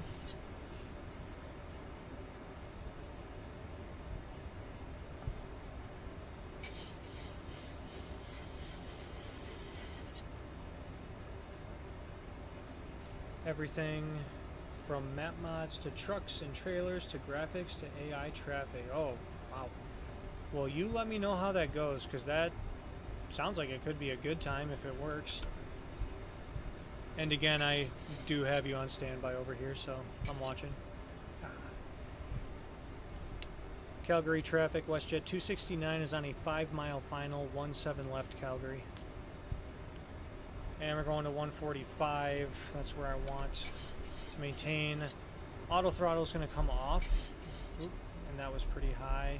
We're going to use auto throttle to try and maintain our speed. Or not auto throttle, manual throttle, because I've turned that off. And the wind is coming straight from the side. Nice. If I got the load order right, it'll be good. Nice. Well, I have my fingers crossed for you, my dude. 1,000. Okay, so we're doing pretty good on the speed. We're a little bit fast. We'll walk a little bit off here. But I might maintain between 145 and 150. Because it does seem like we have a little bit of a gust factor going on here. Will my autopilot disconnect work? Come on. It does not. That is disappointing. That is honestly so disappointing. Ooh, and as soon as I took that off, the plane really wanted to trim down, and we're slow again, so let's bump that up. Okay, now we're talking. We're back to normal here. Almost. 400. There we go. Now we're looking a little more stable. 300. Approaching minimum. Don't want to get too low. Oop. Don't want to get too high Minimum now. 200. Oh, this is turning into a disaster. Ah, we're okay. We got this. 100. Easy. 50. 40. 30. 20. Get it back on center 10. line. Ooh, 243 is not the greatest I've ever done, but alright. It is a straight crosswind, and it's aggressive at that. 2 in reverse.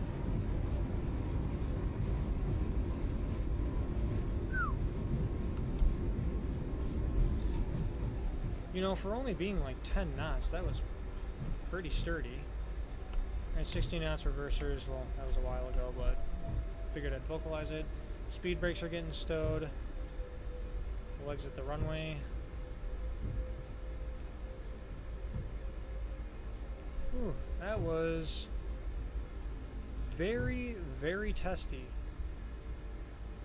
Alright, let's get the airport diagram on standby here before I have to come to a complete stop, which I might have to anyway. Yeah, there's a lot of construction activities. There we go. Yeah, we're just going to stop once we're clear. And then we're going to check where we need to go. First things first, we're going to turn the APU on. We're going to turn the landing lights off, strobe lights off. That's all good. Sweet. And we'll retract the flaps. And while we're doing that, we'll zoom in here. Okay. Calgary traffic, WestJet 269 is clear of 17 left on Delta 3. We're going to be taking Juliet Hotel to gate Alpha 17, Calgary. Alright.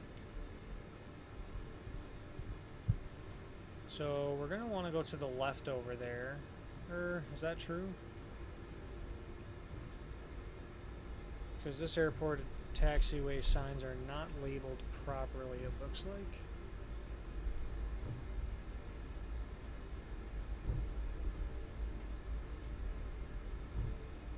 I think we're supposed to be going over here. Oh boy. Oh no. Yep, I've gone too far. Oh well.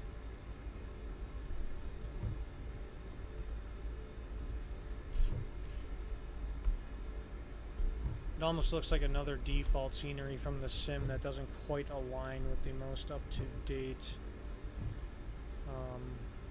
air-act cycle. Well, I wish I could afford sceneries, but I guess this is one of those things we're just going to have to deal with. I'm going to make the turnaround here.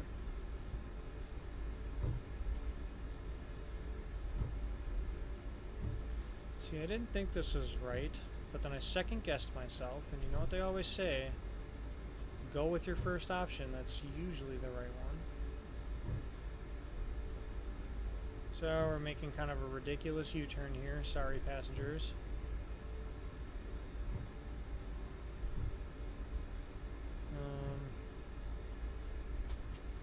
Looks like we have traffic on final, and I haven't heard a single call from said traffic. WestJet 81, and that is because he is very much on a incorrect random frequency. He's on 121.7, which I guarantee you he took off from an airport that ground was online.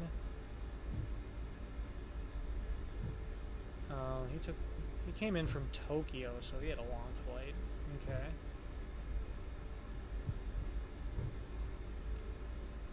Well, 121.7 is a very interesting frequency to be on because there's nothing around here that's using that frequency actively.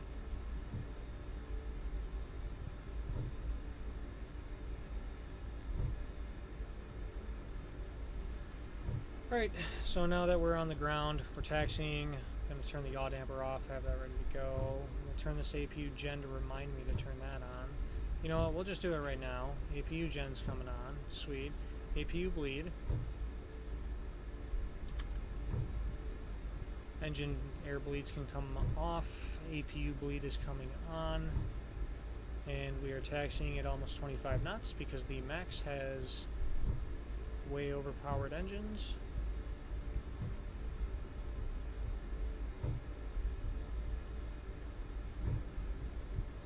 And ooh, look away for 2 seconds and it's going even faster. Is that AI traffic? No, that's actually VATSIM traffic. It's someone that's actively flying on VATSIM and he's just not making calls because he's on the wrong frequency. VATSIM radar actually tells you what frequency they're on, so you can tell them if it's wrong or not.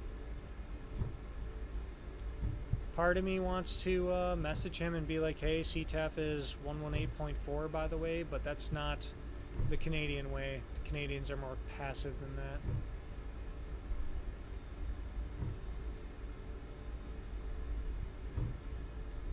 Get rid of that master caution, we're good there for now. And then we're going to pass Gulf over here, which is this right turn. And then we're making the right turn on Hotel.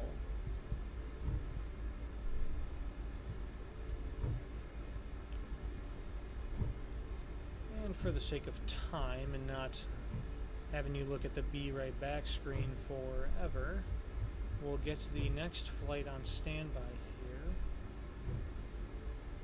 Some of the things that I can get ready, I will.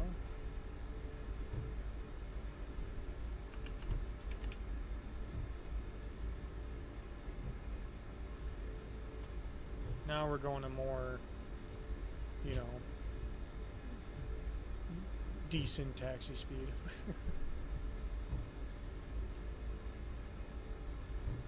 Oh, okay.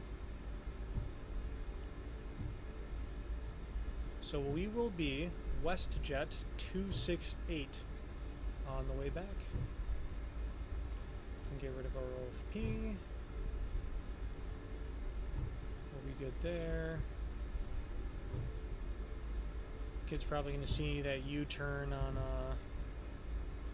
VATSIM radar for himself and be like, whoa, that kid is lost or something, but while that is true, he is on the wrong frequency, so I'm not going to be all too worried about it. Just taking a peek here, seeing where I'm at. And the gate that I'm going to is Alpha 17, which is actually right over here off our right side on the corner of this building. That's going to be this taxi line right here. Okay? So taxi light's coming off.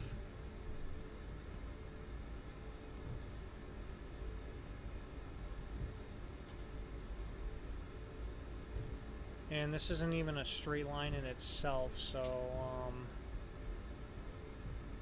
you know, we'll just do the best we can. And I really hope the jetway works. I've been having some serious bad luck with jetways lately.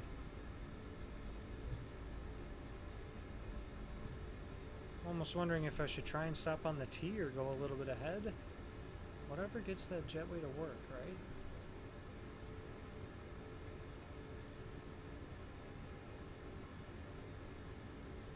Get a little bit closer because I really want it to work. Right about there should be fine, I hope. So we're holding the brakes and setting the parking brakes, so those are set. The angel thrust, I meant to say engine thrusts can go too. Cut off. The beacon is off. Packs are on auto, APU bleed is on, ISL valve is open, and fasten seatbelt signs can come off, and, oh yeah, beacon light, there we go. Alright, and we're going to use the pushback plug-in to get us a jetway, assuming it connects. Would you look at that? It works this time. Oh, thank you much. Oh yeah, we'll unarm the doors. There we go. That would have been a smart move to do before the jetway. That's how detailed this plane is you can arm the doors yourself for the slides. There we go, doors open. Alright. Nice. So preparing ourselves for a turnaround state. Fuel pumps are off except for left forward, APU 74 amps, good. Seatbelt signs are off, that's all good to go. Window heat can stay on. Oh, I never took this off. That's embarrassing. The anti-ice was on that whole time. Oops. I guess better safe than sorry.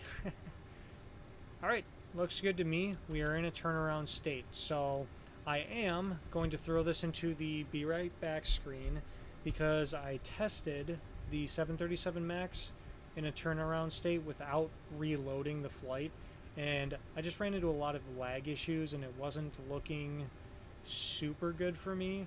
So we're going to reload, get back in the MAX, and hopefully it just has a turnaround state that I can load to. That's what I'm hoping for. If not, we're just going to blast through everything again and handle it from there. But we're going to the be right back screen, and we're going to reload, and we're going back to Winnipeg. But for now, welcome to Calgary. Oh, you know what? Actually, there's a whole reason that I did something, right? I have this. 100. Oh, you know Don't what? sink. 50, 40, 30, 20. We're going to pause that real quick. 200. Shh. It's okay. Alright, so we're going to look at this. I have replay now. 100. I'll get my face out of there so you can see it. 50, 40, 30, 20. 10. The wind correction angle is a little bit rough at the end there. It says a 249 foot per minute landing. It felt a little bit softer than that, but I'm not going to tell the plugin otherwise. But that wasn't terrible. Okay. It was pretty standard for a crosswind landing that direct. Yes, I know what you think. Okay, let's go to the outside view. And we'll see it from there.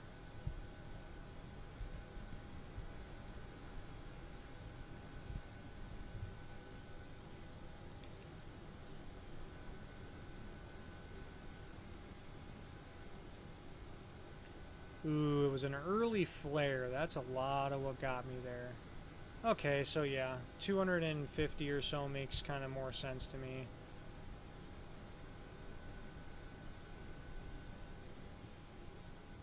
So I was higher than I thought I was.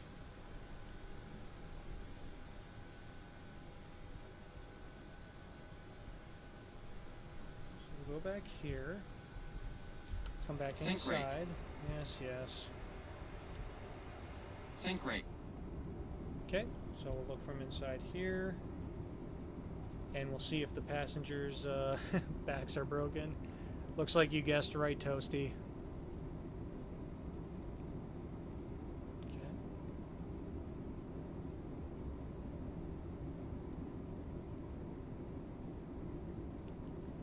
Yeah, that was an early flare. Okay. Well, it wasn't like a smasher. It just was a little on the firmer side. And you know what? I'm going to call that like a 6 out of 10, honestly. And we'll go to one more view. And I'm getting messaged by someone on vPilot.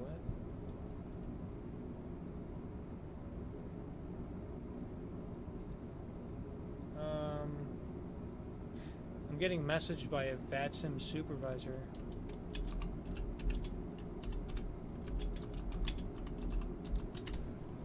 Which is really interesting. Okay, so we'll resume the replay.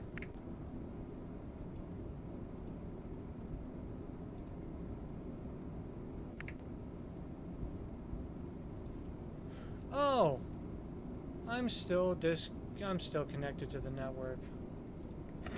Okay.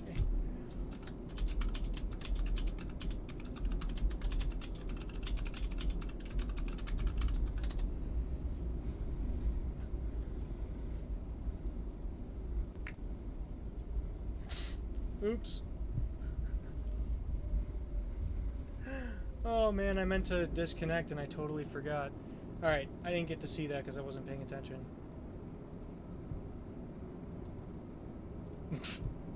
I wonder what that looks like. Oh, that looks awesome.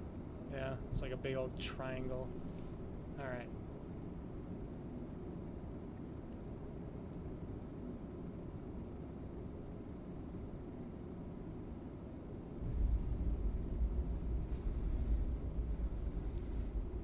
Okay, yeah, that wasn't terrible.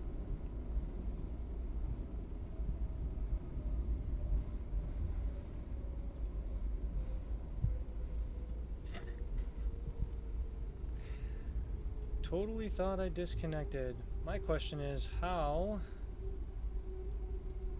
did he know that?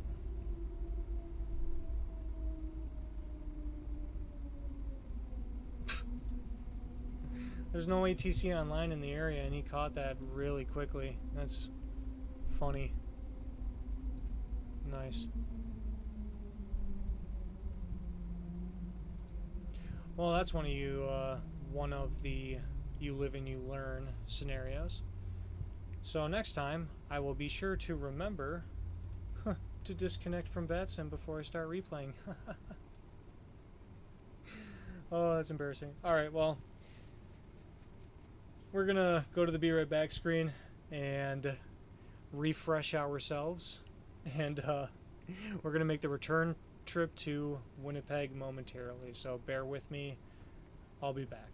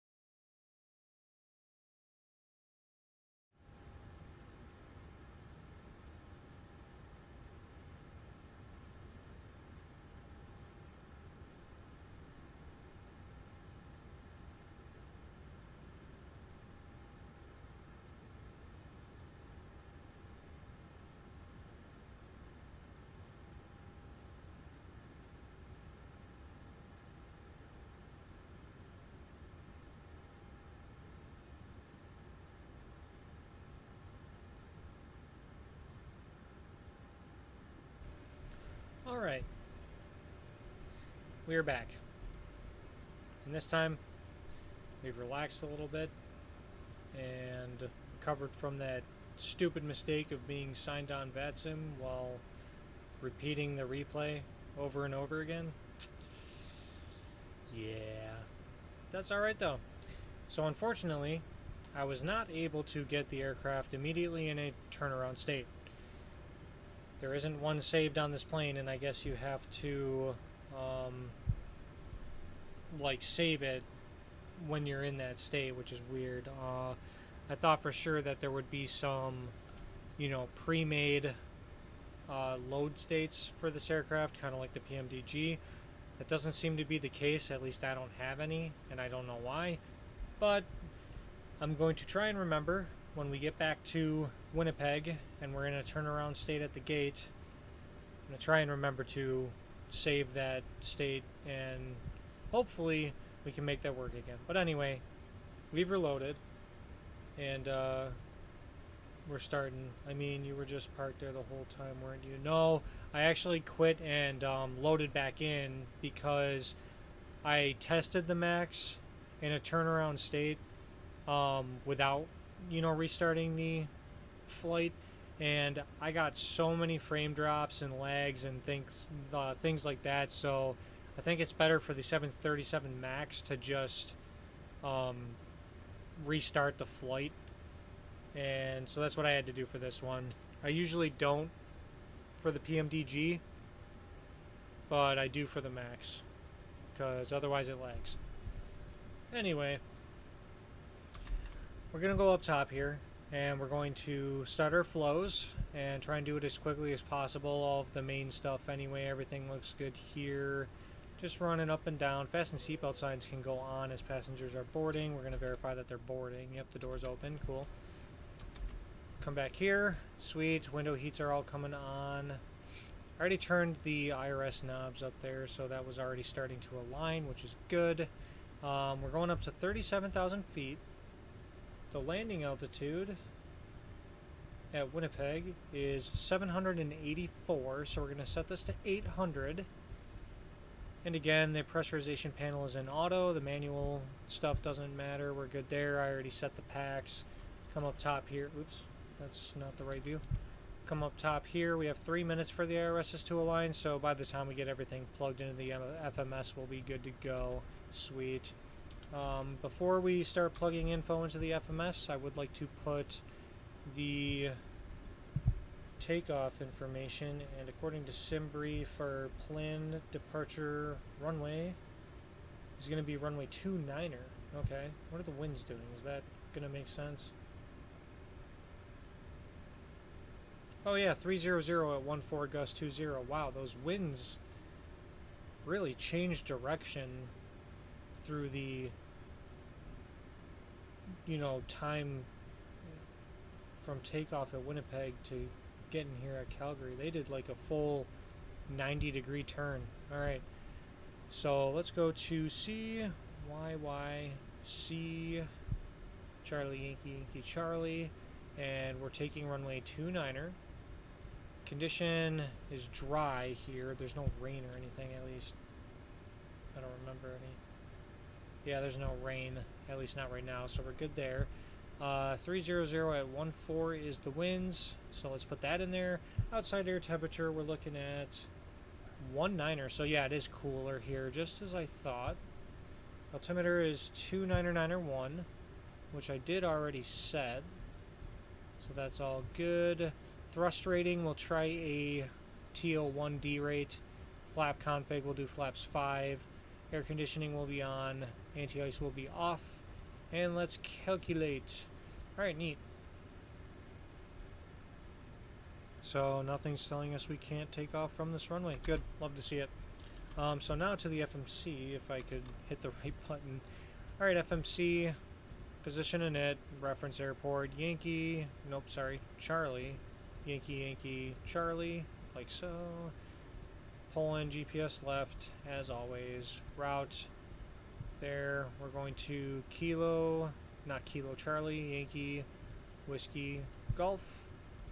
Flight number today is WestJet 268. Departure today, we're from runway 29er, and we are doing the... Oh, we're actually not doing a departure procedure. We're just doing the Calgary 8. Runway 29er. Route, activate, execute, cool. Next page. First waypoint is Lam Low, so we're going to Lima, Oscar, Mike, Lima, Oscar. From there, we're taking an airway this time, so Quebec 961. Oops, that's the wrong side. There we go. Clear that. And we're taking that to DePop, Delta Alpha, Papa, Oscar Papa. And then from DePop, we're going to Durer, Delta Uniform, Romeo, Uniform Romeo. And from there, it is C Gap, Sierra, Echo, Golf, Alpha, Papa. And that is going to be the transition into our arrival. And let's make sure that it makes sense, because we're doing the BFAN 5, C Gap. Okay, yep, there we go. And we are doing, what is SimBrief telling us we're landing at Winnipeg? It is runway 18. There is no ILS for that runway. So we will just do an RNAV, which is fine because the weather conditions provide such. Out of curiosity,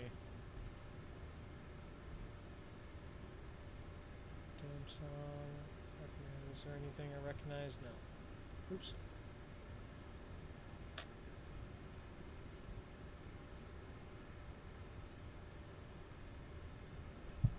So out of curiosity, I'm going to look at the arrival here because it looks like there's potentially a connection from the arrival to the approach procedure.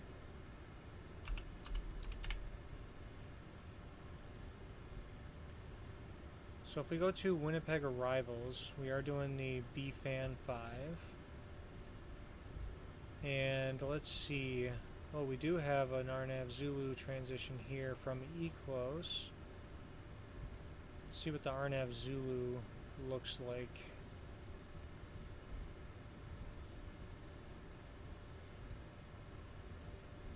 RNAV Zulu, runway 18. Okay, what does the Yankee look like?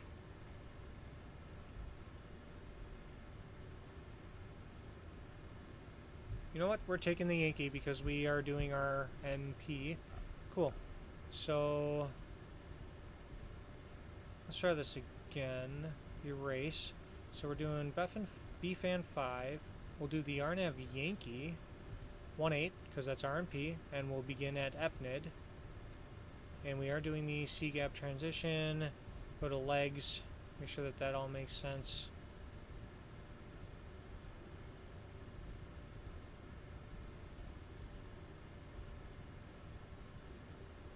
Why do I feel like this just got rid of my entire route?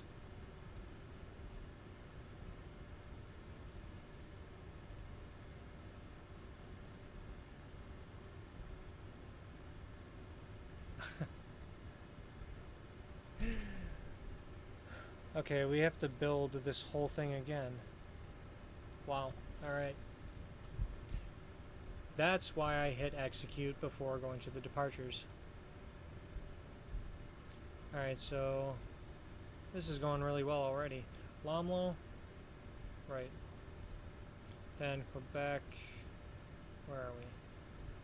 961 on the left side to DePop. Like so. DePop. Durer.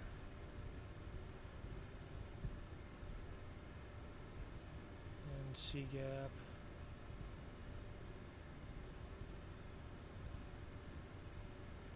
Oh, you know what? It's because I hit erase while this stuff was still highlighted, so it did everything. Alright. So we're executing that. Now we're going into arrivals. BFAN 5. RNAV Yankee 18. C-gap. EPNID. Sweet.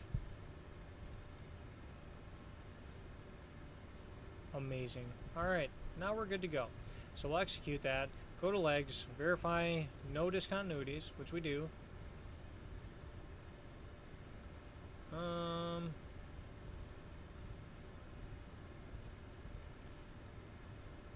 Oh, you know what?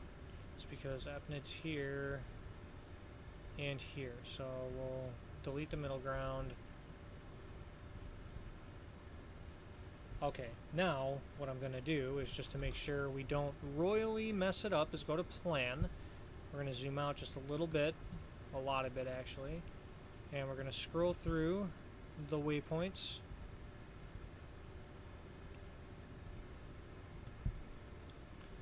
Zoom, oop, wrong way.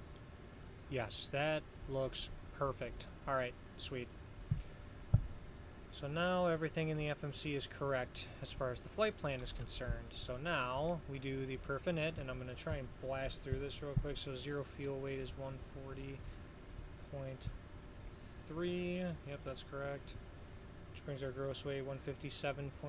Yeah, that makes sense. Good. Reserves 7 point. Wow, that's a big reserve. 7.2. Cost index of 12. Sweet. Cruise altitude is flight level 370. Alright. Cruise wind, we're using 240 at 48. And we'll execute that. N1 limit. Select temp was, I believe it was 30. Correct. 30. Doing a D rate. 86% on the dot. Makes sense. Cool. Flaps 5. Like so. CG trim. And it auto sets. Neat. B speeds 145, 146, and 152. Runway wind. We're looking at 30014.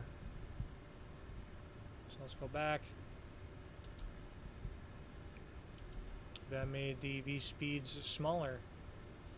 Right on.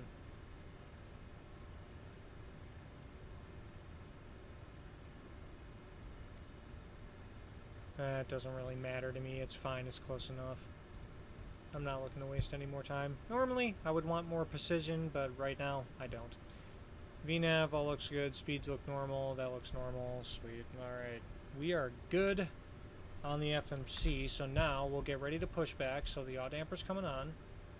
Light extinguishes. Excellent. We're turning on our fuel pumps. Make sure nothing's in the center tank. We do have a hair of fuel in the center tank, but it is enough to turn the pumps on, so let's do that. Gen 1 for when we turn the generators on, the engine gens on. Hydraulic pumps are coming on, looking for green for the pressure.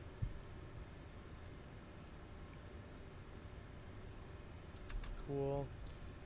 And beacon's coming on, and we will remove the jetway.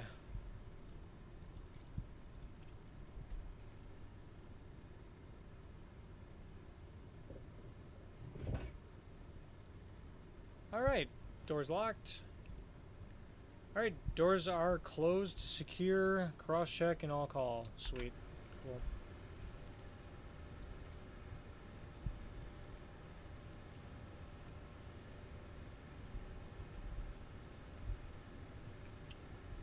You know what might be a good idea is to have the airport diagram out to see which way I'm supposed to push.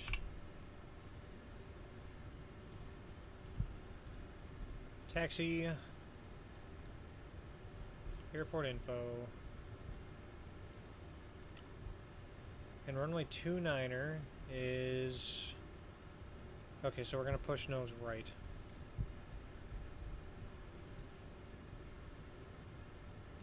Such a weird setup over here. So we're going to push back over here.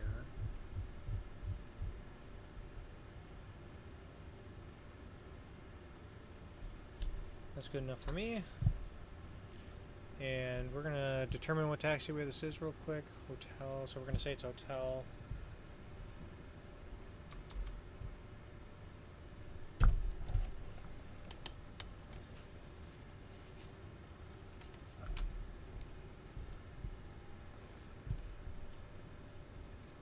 cockpit to ground. This is ground. Stand by.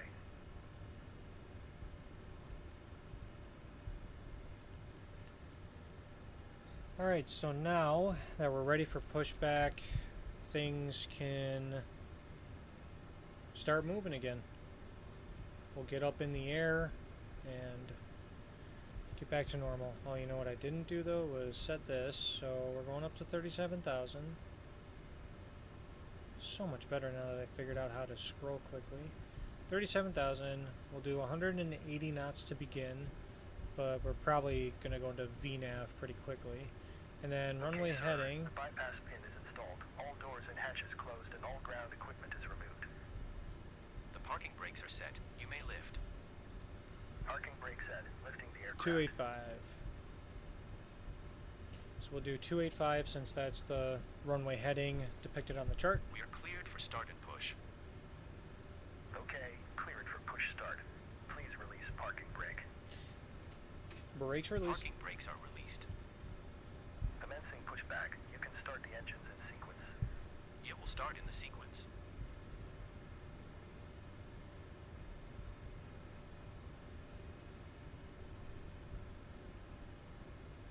Alright, excellent. So the packs are coming off. Okay. Right ignition is going to ground. We're looking for a change in duct pressure. Right start valve open. N2 right here is rising. And we'll listen to it rise.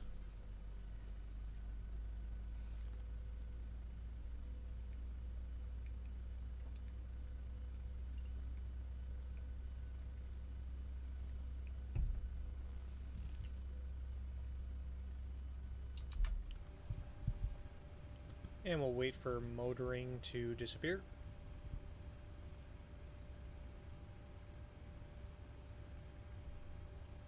Like right there, and let's give it a listen.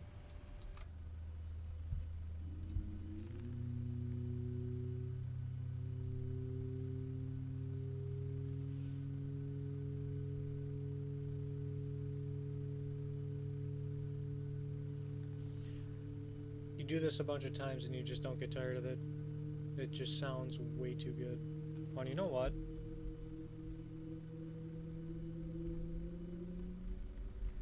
Forgot to put CTAF on active and en route Unicom on standby.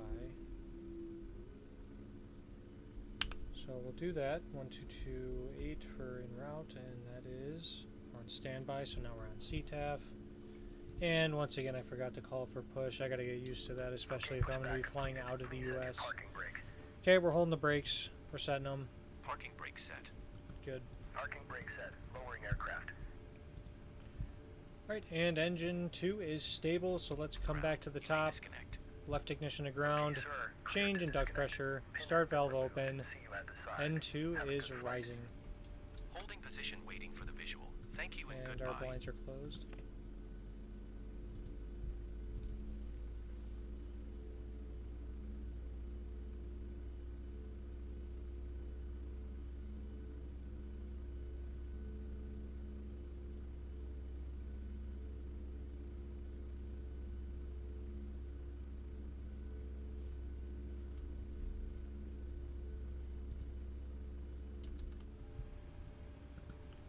Motoring disappears. Introduce fuel.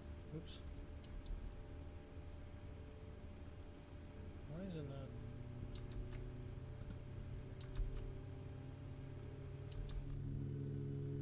Oh no. No.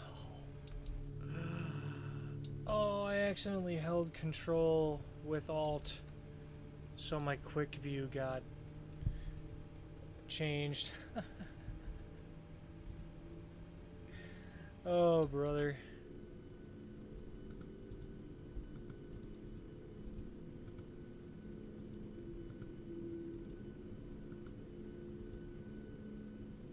Well, I'll have to go and fix that some other time.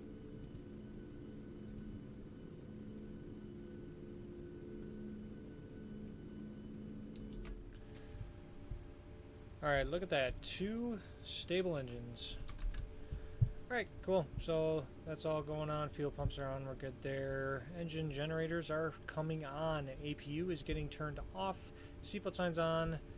Our probe heats, the lights extinguished. Good. Hydraulic pumps on. Packs are going back to auto. Engine bleeds. APU bleed off. ISOL valve to auto as well. And that's good there. We're going to turn on the flight directors. We're going to go flaps 5. Auto brake RTO. And flight control checks. Full right. Good. Full left. Elevator full forward. Full aft. Rudder full right.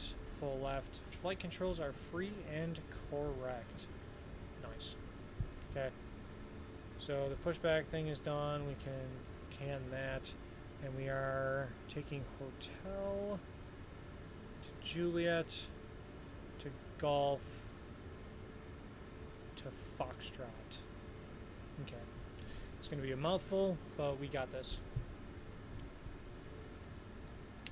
Calgary traffic, WestJet 268 is at the Alpha Terminal. We'll be taking Hotel, Juliet, Golf, Foxtrot to runway 29er, Calgary. I had to pause to think about what I was saying there. Alright, so we're just going to be going straight down Hotel until the end, and we'll pull that back up when we need it, just so it's not a big old thing in the way. Brakes are released. Wait, are some of these taxiways marked right? Okay, these ones actually are.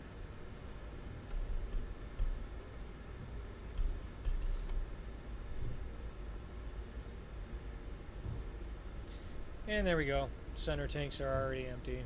Figured as much.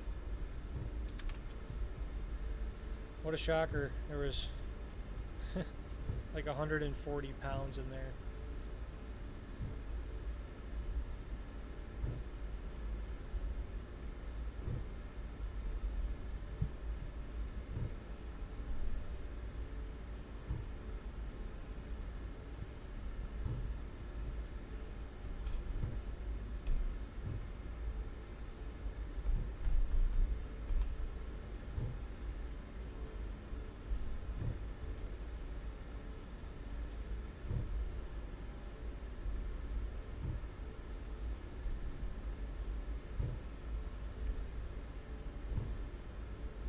Alright, so we're going to arm the auto throttle, but we're not going to engage level change. We learn from our mistakes here.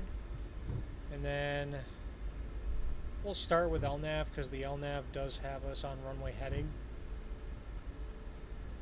Excuse me, which is perfectly fine. So we're making this slight left turn here, then another hard right, because we're going to be on Golf here.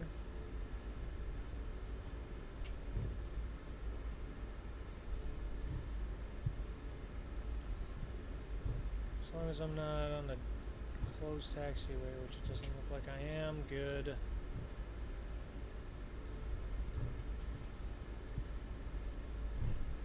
I'm in very unfamiliar territory right now, so this is where you really got to put your thinking cap on and pay close attention. Hey, there's Calgary right there. That looks kind of neat.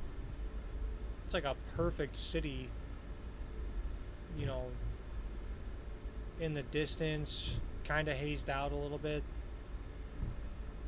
I like that a lot. Very nice view from the airport. Alright, Foxtrot is on our left side over here, and Foxtrot is going to lead us to runway 29er.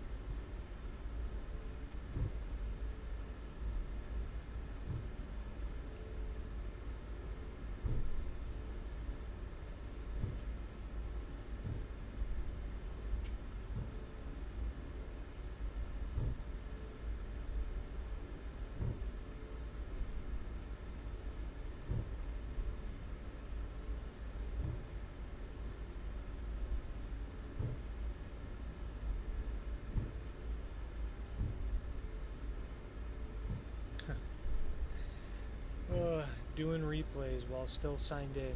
Whoops.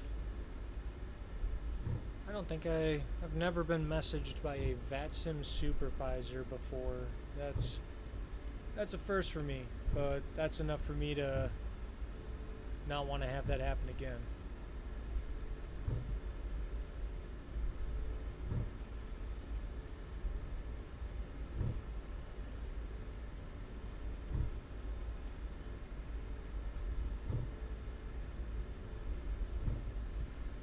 Alright, taking a peek at VATSIM radar. There is no one in the area, so we're just going to take the runway. We're going to depart and have a wonderful flight back to Winnipeg. Landing lights are coming on. Strobe lights are on. Wing inspection can come on. Engine ignition can go to continuous. And we are good to go.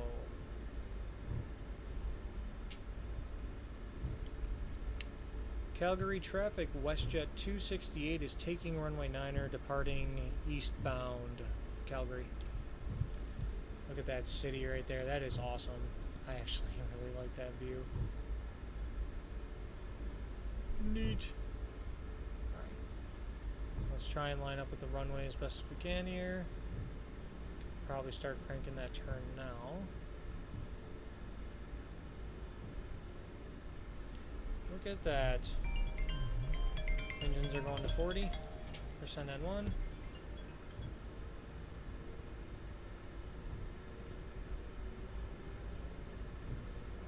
And Toga.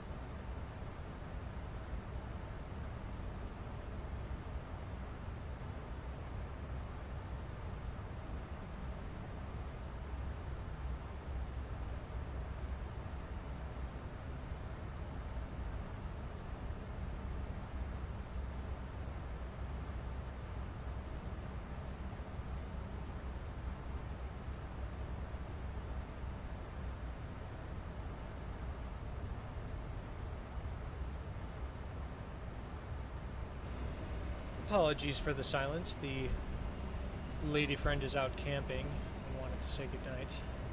Of course, at the very moment that I'm taking off, but it's good to know she's safe.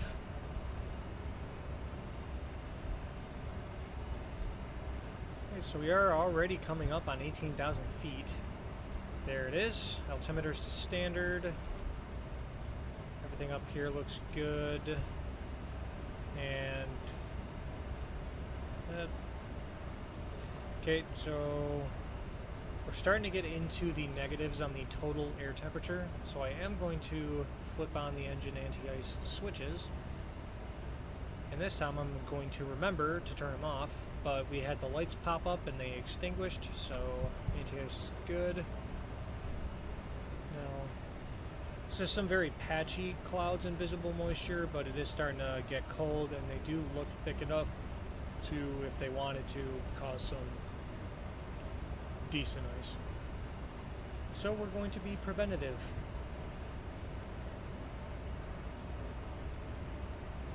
Alright.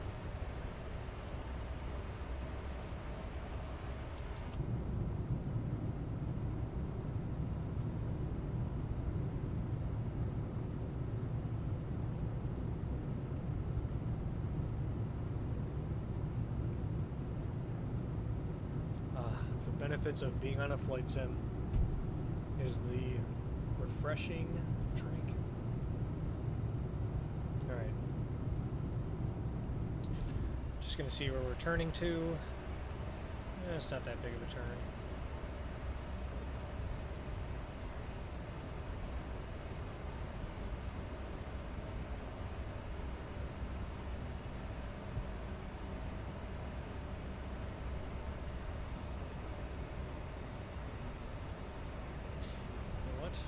Forget, I owe all of my snap streaks a peach shot.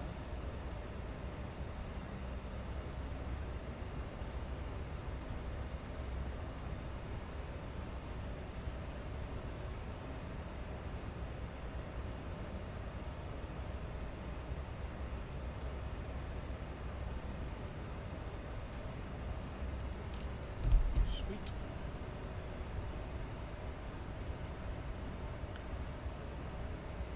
Alright, and we are at 37,000 feet instead of 40,000 feet, so it might take just a couple of minutes less to get up to cruise altitude. And actually, I already forgot what our VNAV had us climbing at. Mach 0.75, so about the same. We got pretty slow after 35,000.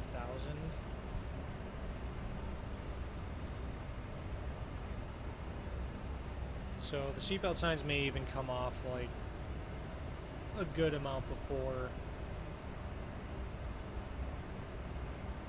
we reach top of climb.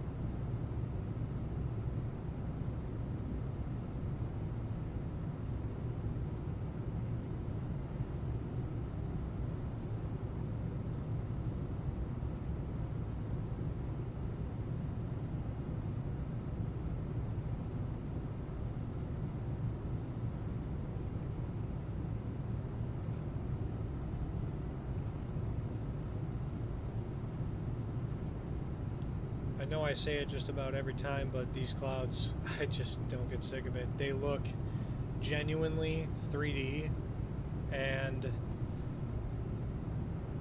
especially in the sunset, it is pretty similar to what they look like in real life. This looks so realistic. Now, I will say when the sun is overhead, the clouds, you can kind of tell, are a little on the faker side. if that's what you want to call it, but when the sun is setting and the light is lower, you know, surrounding the clouds, it actually looks so true to life. It's insane. I love these sunset flights, and even sunrise flights are really good too. Although I don't really get to experience those as much as I'd like to, but you know.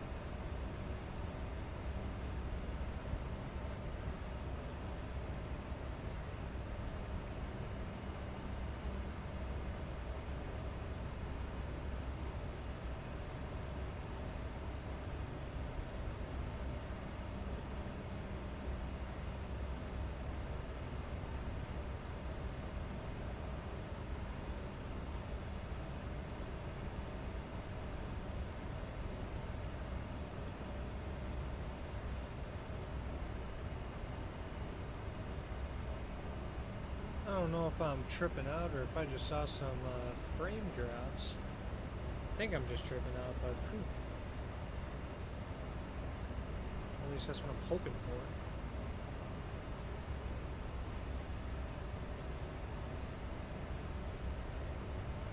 Yeah, I think I'm just tripping out. We all good.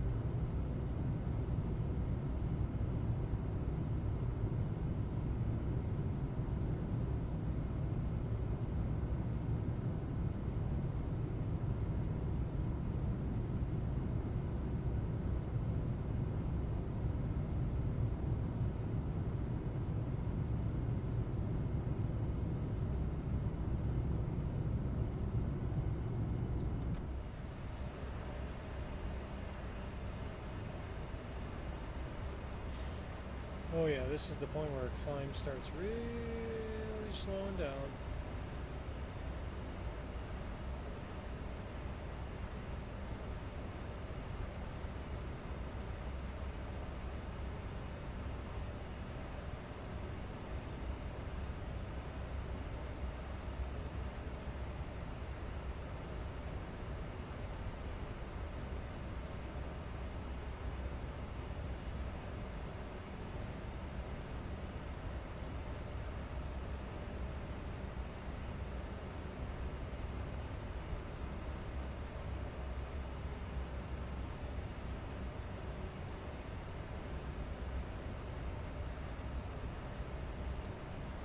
Just came to the realization as well, I didn't have that fuel pump issue.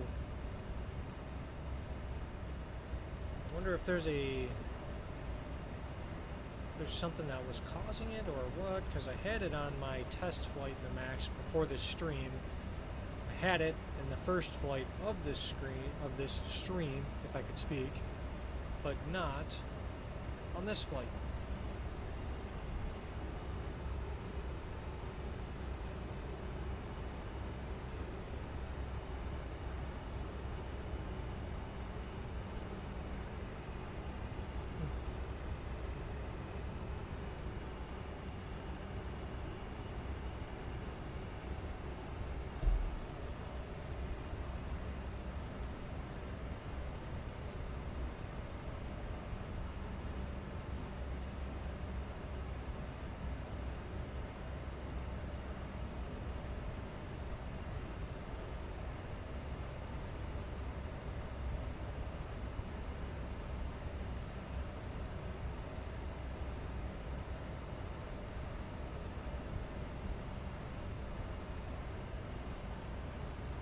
We've intercepted Mach 0.78.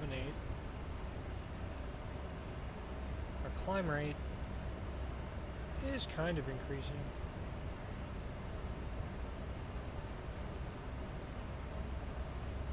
But we still even have a few minutes from here before we actually reach cruise.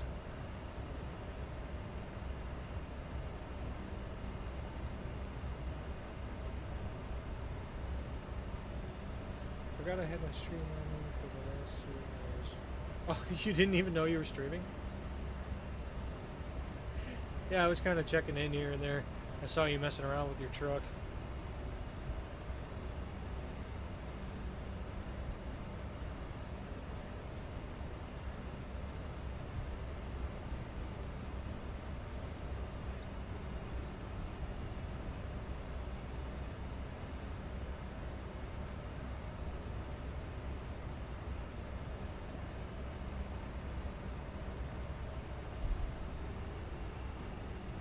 I thought you were streaming on purpose this whole time.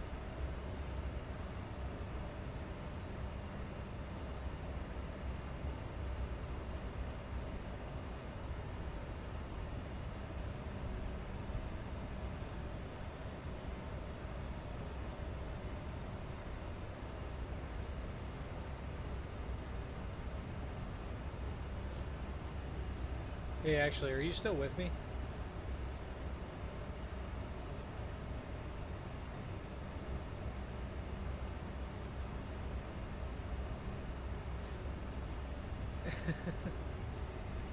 Okay, yeah, you're still there. So, I was kind of thinking, you said something about the internet connection. Do you think that the internet is the reason why Twitch was not working out at all? Is just because the internet connection wasn't strong enough?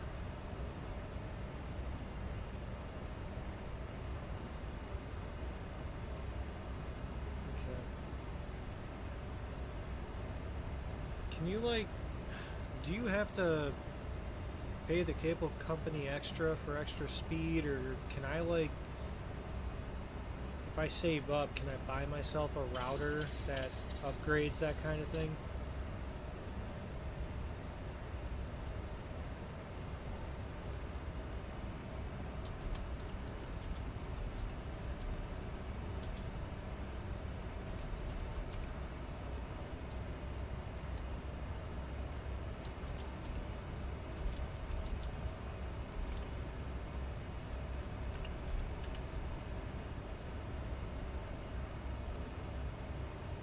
Gotta pay extra monthly. Wow. Okay. Well, when I start working 2 jobs,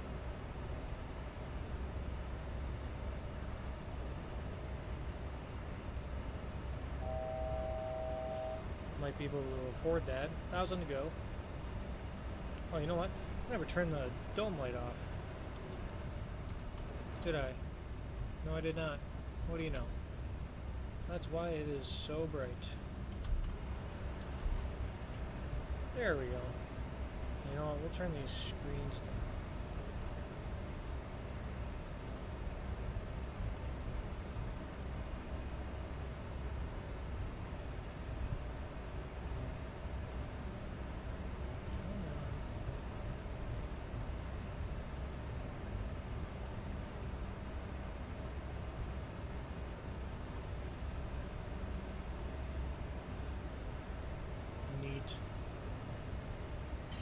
And we can see outside a little bit better, and we're so close to cruise. It's like an additional $10 or $15 to upgrade, and if you have a Spectrum router, to send you a newer one. I have my own router though because Spectrums are, yeah. That's the thing, is based off of what you've told me, they're pretty bad. So like, I guess you have to pay more for the speed, but like you said, because I remember you telling me when I was over that the speed you're paying for doesn't matter because the routers can never keep up. So if I were to upgrade the speed but have my own router, I'm not going to get charged up the wazoo for, you know, both of those things, am I? Like, it's basically free to have your own router as far as Spectrum is concerned.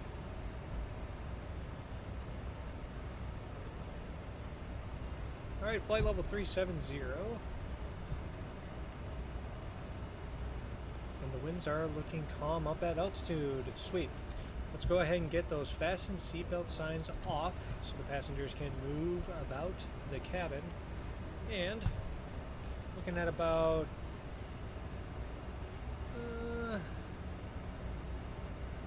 quite a while until top of descent, so let's just kick back, relax, enjoy the flight, enjoy the views, and I'll be back to you.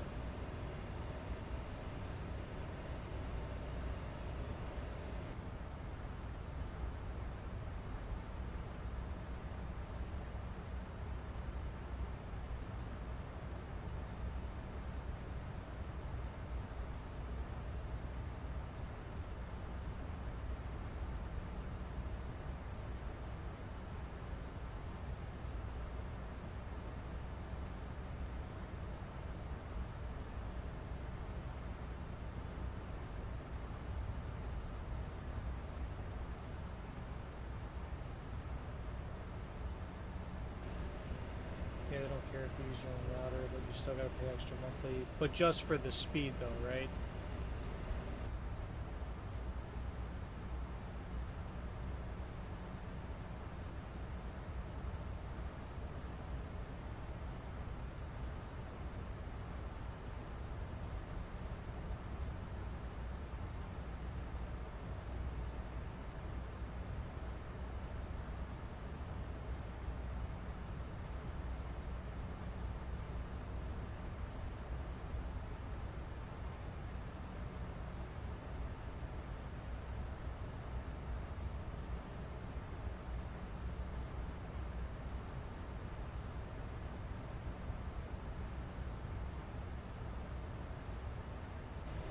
Sweet. Well, maybe that's something I consider down the road for these streams, because I don't think that with the current, you know, service and equipment, that both streams are going to work at the same time for me.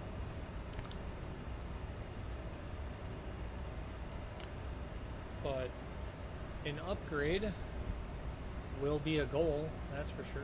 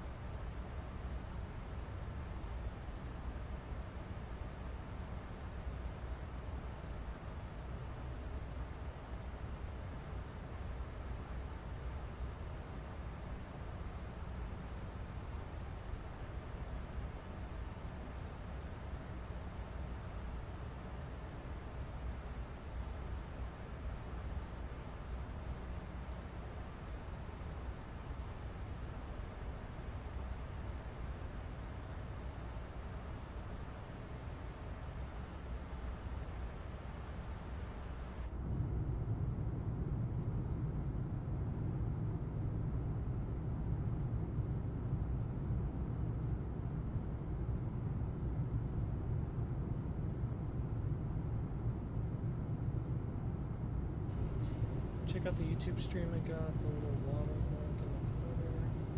Click it. Need that. Okay. You think I should definitely go with the watermark?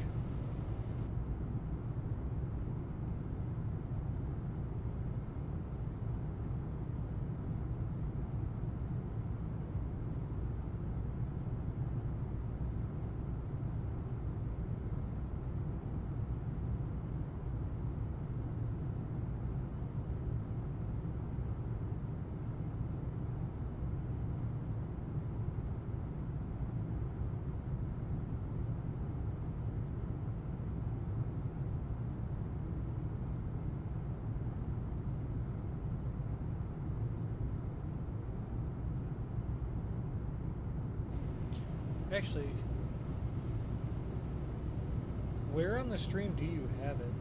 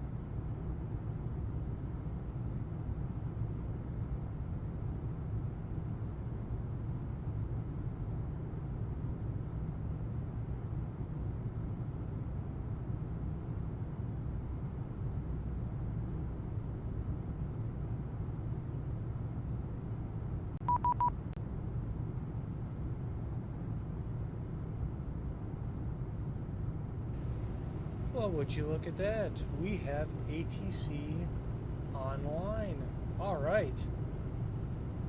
Now we're getting somewhere. So real quick, just double check the altitude, make sure it's still, you know, what I think it is. Yep, flight level 370. Sweet. So it's 124.0. You know what I did never do was switch to en route Unicom.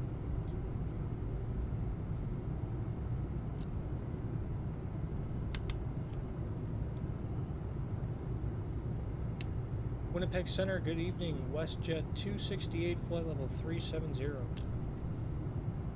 WestJet 268, Winnipeg Center, good evening. Squawk 0621. Squawk 0621, WestJet 268. Alright, 0621. Let's get back up front here, go to the radio view. We're doing 0621. And we're looking for a radar contact. WestJet 268, identified flight level 370.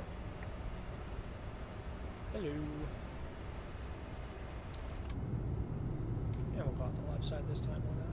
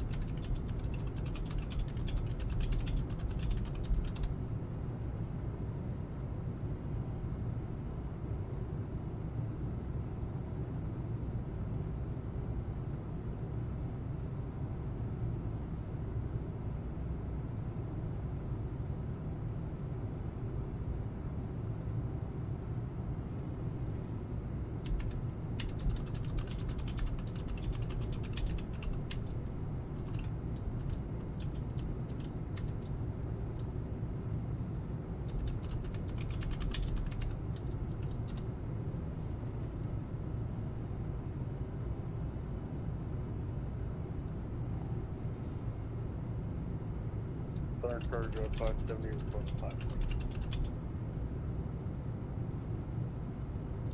Target 570 heavy approved report back. Rudder.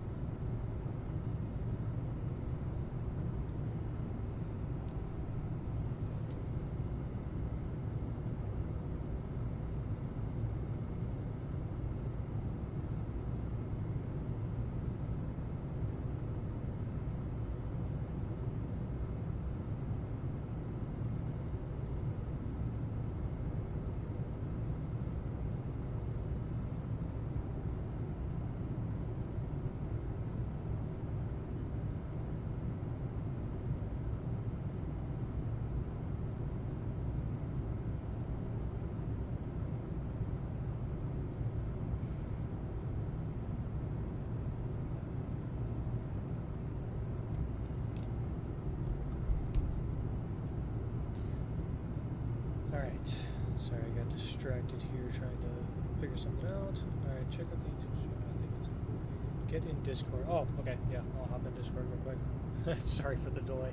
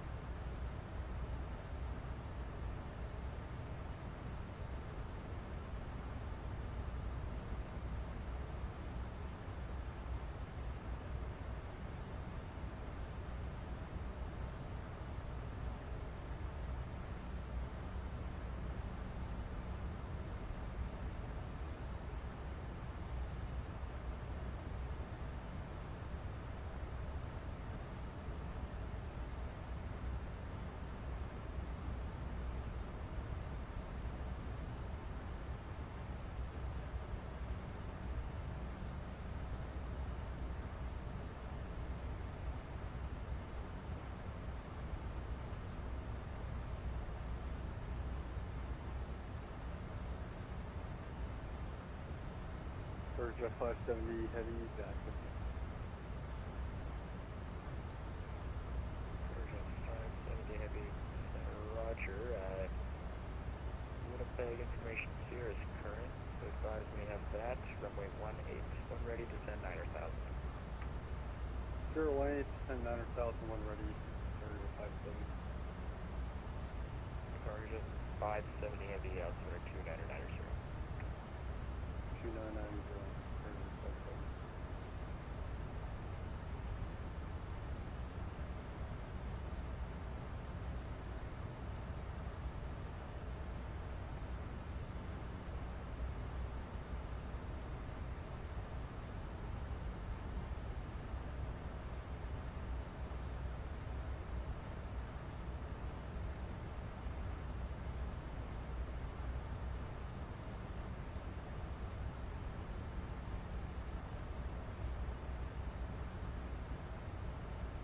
Winnipeg Center, Air Canada 156, looking to pick up our IFR to Edmonton. Air Canada 156, Winnipeg Center, good evening. Clear to Edmonton by the Erded 1 departure, flights en route. Depart off runway 27, squawk 0644.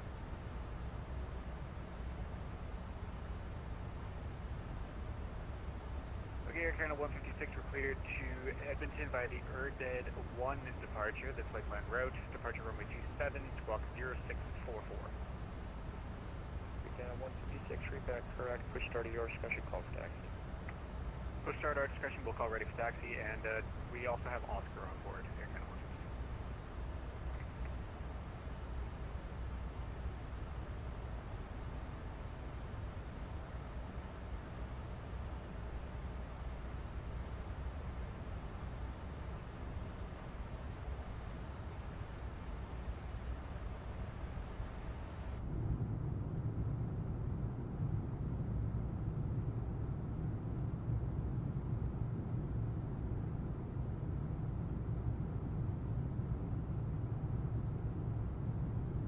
Jet 570 heavy, say approach request. Part Zulu 18. Jet 570 heavy, roger, expect RNF Zulu runway 18, take off transition. Roger, respect the RNAV Zulu 1, runway 18, take off transition, area 570.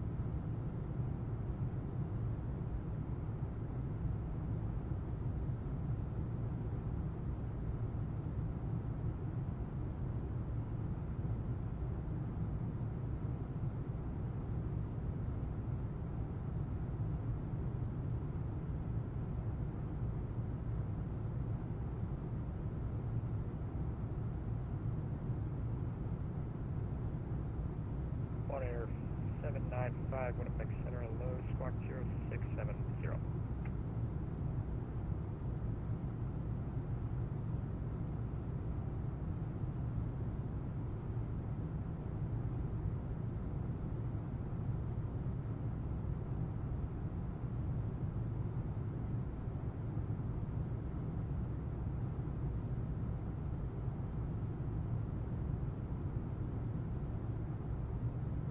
Cargo 795, identified flight level 360, welcome.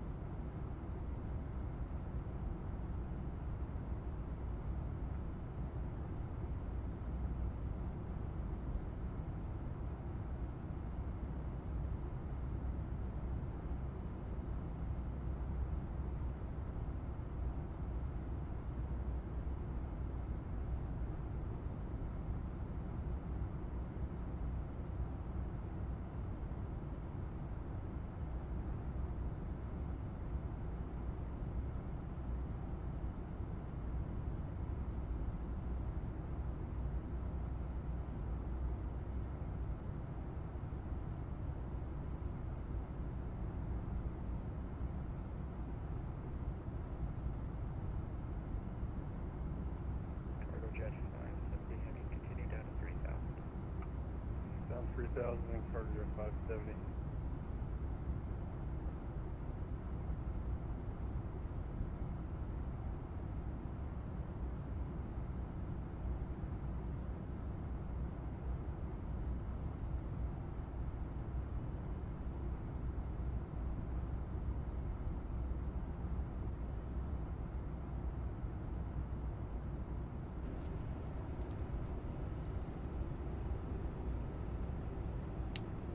And Winnipeg Center, WestJet 268. Got time for a quick question?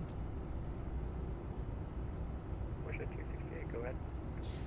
Just out of curiosity, when it comes to gate assignments, is it more like Europe where you assign a gate, or is it like the US where it's kind of a free-for-all? Yeah, I would say it's more like the U.S. Controllers here don't like assign gates, so it's at your discretion on the group. Alright, roger that. It's my first full flight in Canada, so I wanted to make sure I know what I'm doing. Welcome to Canada. Thank you. Sweet.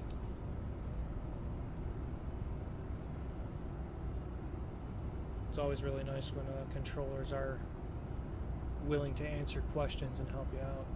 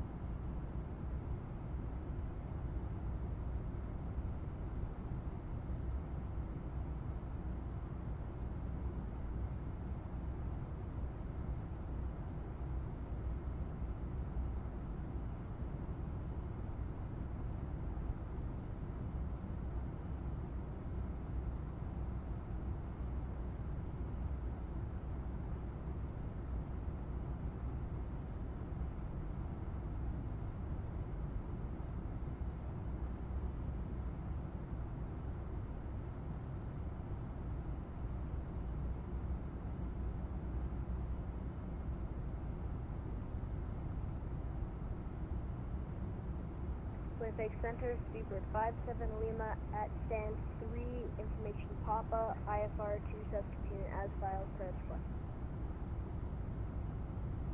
Speedbird 57 Lima, Winnipeg Center, good evening. Thank you for Papa. You're cleared to Saskatoon via the Regina 2 departure flight plan route. Depart off runway 31, squawk 0623.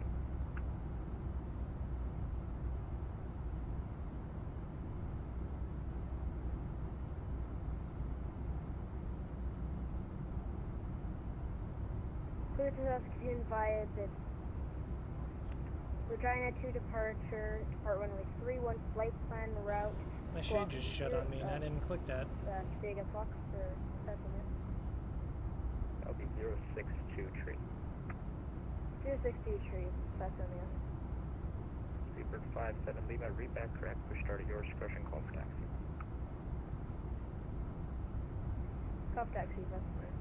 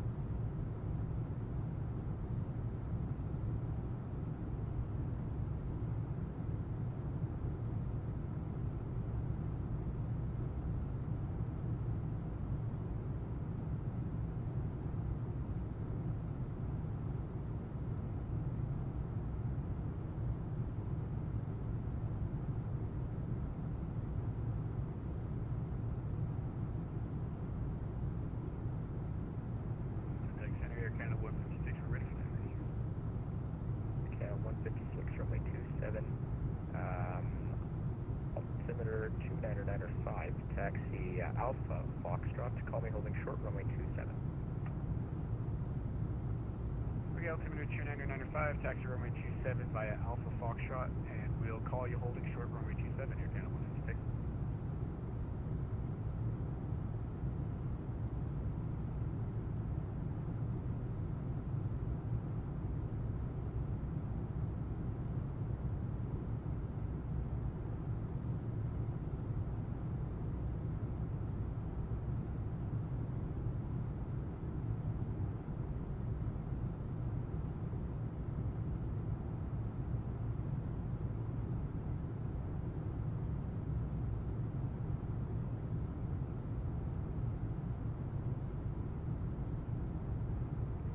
Jet 570 Heavy cleared, RNAV 2, runway 18, 8 lost transition. Cleared RNAV 2, runway 18, 8 lost transition, Calgary 570.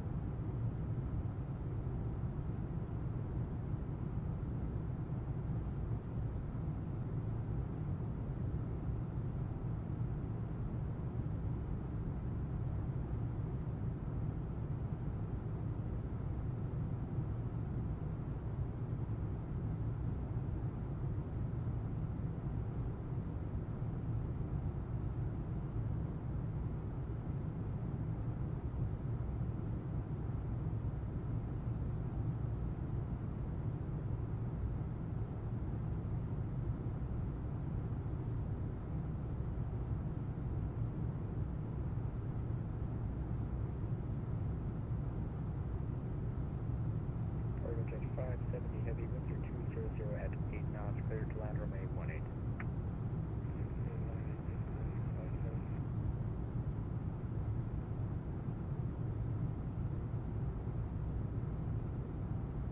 Winnipeg Center, Air Canada 156, we're holding short, runway 27.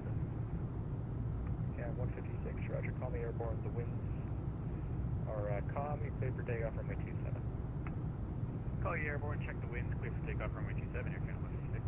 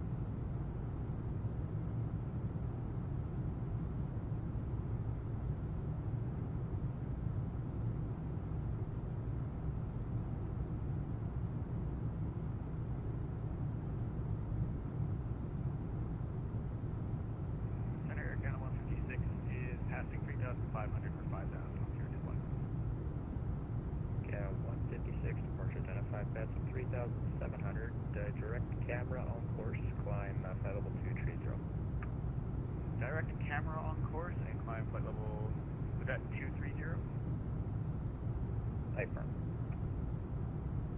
Okay, climb 230 again off the signal.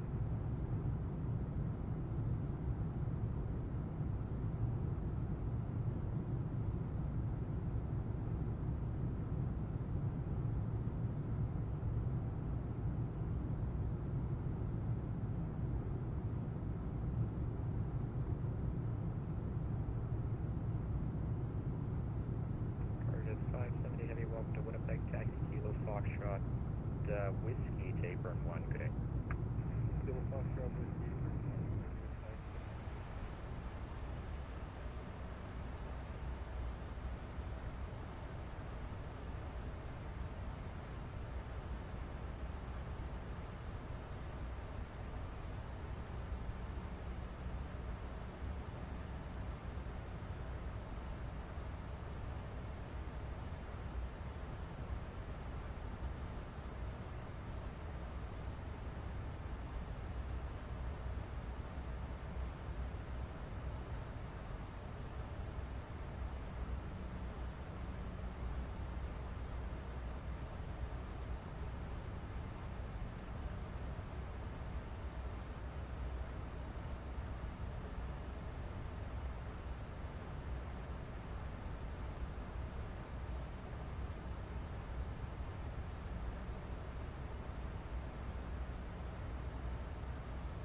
Sergeant 570 heavy, sorry, I gave you apron 1 earlier. Would you like apron 7? That's where the cargo jet ramp is, right?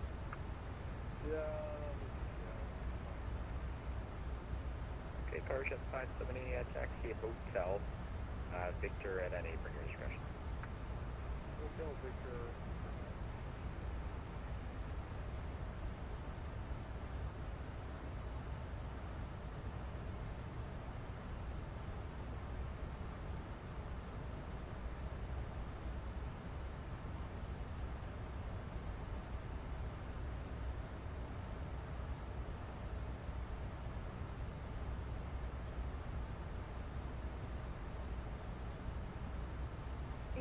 Either 570 Lima Super or proficient stuff. Seabird 570 Lima, for starting your discretion, call for taxi. Proficient call for taxi, sir.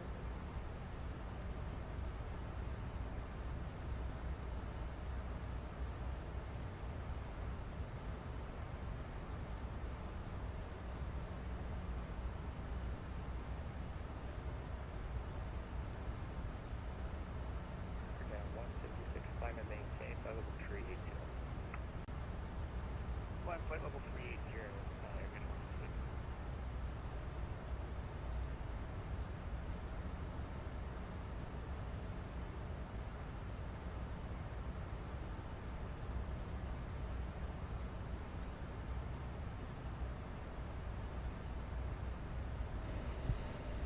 Alrighty, C gap is coming up relatively shortly. We are about 50 miles from top of descent, so I'm expecting something from ATC really soon here. And it sounds like he's using the RNAVs for runway 18, which is what I was planning on. I did the Yankee. It sounded like he was giving people Zulu. So if we have to change that, we will. But it looks like if we're landing runway 18, we're going to want to be between 9,000 and 13,000 when we cross over BFAN or BEFAN or however you say that. And then from there, there's actually not all too many more restrictions. Nope, there's no other restrictions all the way up until EPNID. And we're looking at 5,200 exactly, and max 210 knots. He might slow me down, he might not.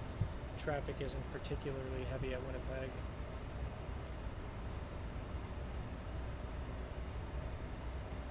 Yeah, I might be the only one left going to Winnipeg.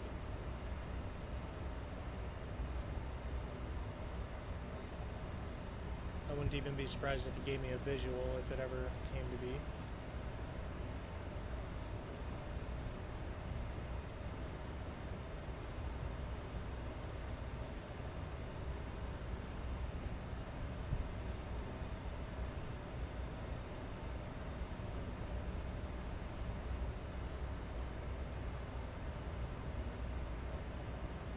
So we'll wait to set everything up until we know exactly what we're going to get on our way in.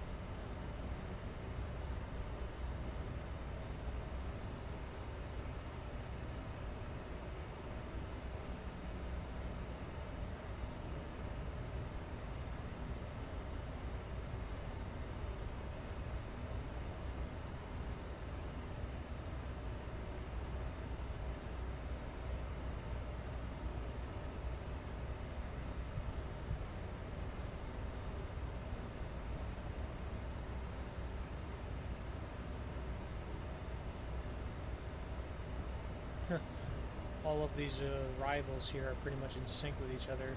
Most of them are on 5. There's only one of them that didn't change. Pepno 4. The rest of them are on the 5th edition. It's probably not even the 5th edition. It's probably like the 90th edition, but they only go up to 9er. 1 to 9.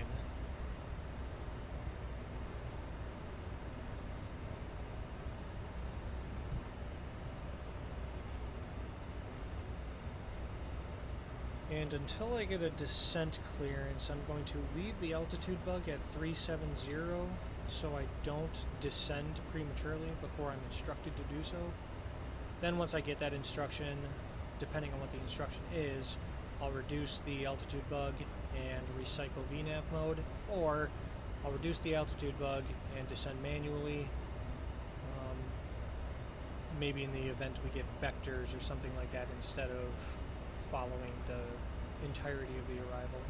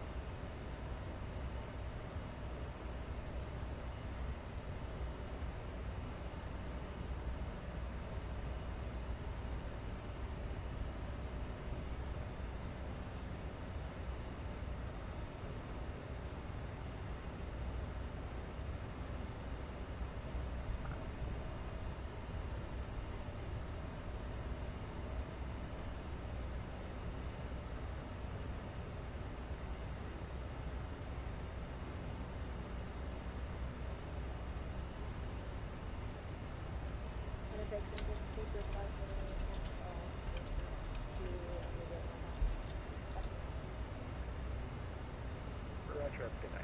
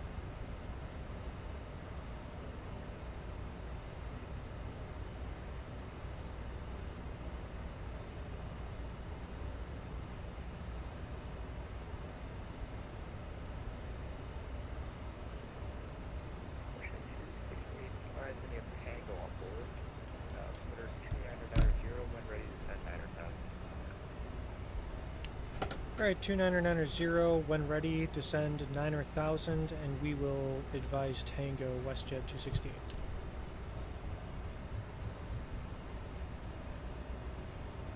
Alright, so we got the descent clearance, so let's go ahead and begin our descent, 9,000. Oops, a little too much. And you know what I did forget to do was tell people to fasten their seatbelts, and that was a pretty heavy nose down pitch. So let's go ahead and pick up Tango real quick. Alright, winds are 220 at 11, so 18 is a good option. Visibility is 13 miles, good. Scattered to 5,000, so that's pretty good there. Temperature 22, dew point 16, altimeter 29990. Let's get that on standby. Okay. Good. RNAV Zulu or Yankee, so we could get the Yankee. Inform arrival, requested approach on initial contact. Okay.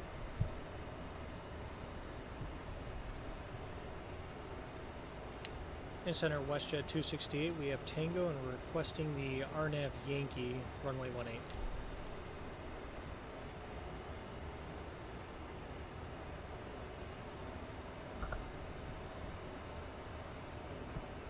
Proficient 268, Roger. Expect RNAV Yankee, runway 18, empty transition. Alright, we'll expect the RNAV Yankee, runway 18, EPNID transition, WestJet 268. Sweet. So now we're back on the VNAV profile. We're going to take a peek here.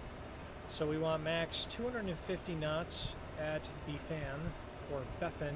I'm really not sure how to say that. But anyway, max 250 knots. And so yeah, that all looks good. And then from there, we'll just watch our airspeed and verify that the aircraft will be able to slow down enough. Right now, it seems like it's struggling to bleed off that airspeed, so why don't I get it going early to kind of help it out a little bit. And then maybe, just maybe, it'll be able to maintain the speed once it gets there.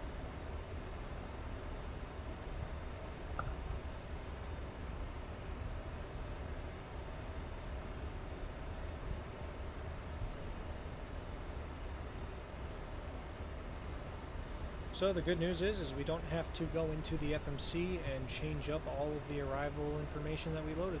That's always a good thing. I would call that a bonus.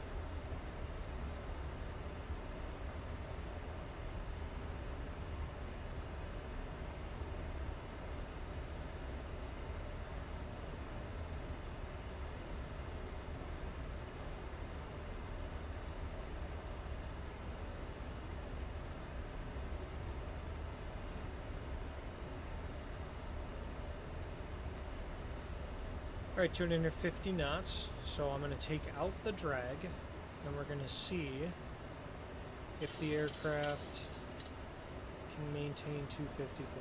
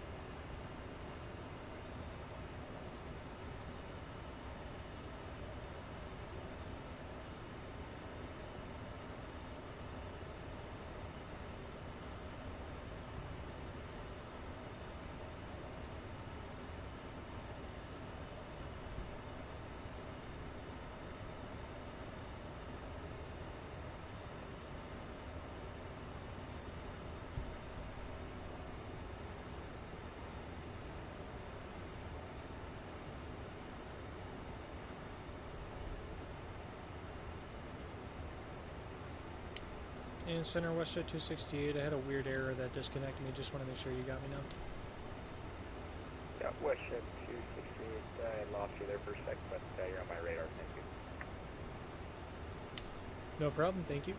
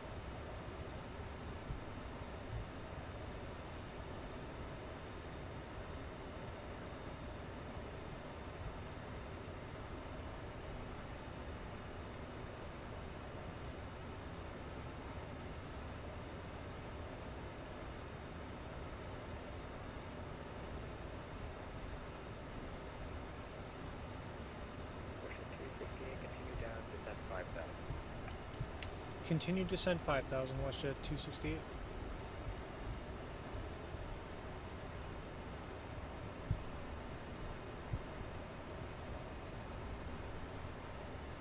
Alright. So everything is looking very, very good. Well, you know what? The flight attendants need to know that we're in final descent. And I left the engine ignition switches to continuous again. Oh man. I will get that down someday. You let me know.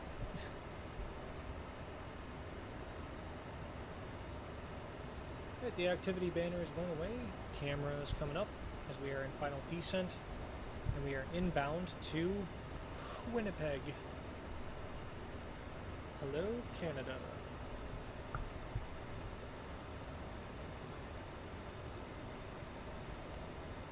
And I am pretty comfortable with this arrival. Just going to double check the approach here and verify our minimums and what they are. So it's RNP.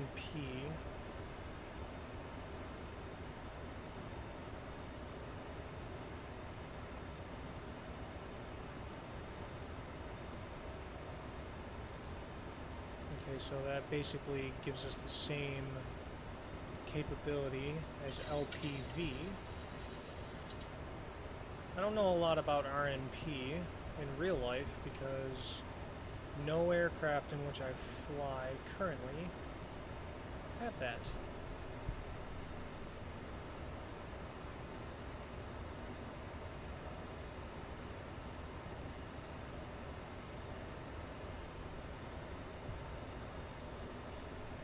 I understand correctly, you basically need an FMC in the aircraft to be able to do such a procedure.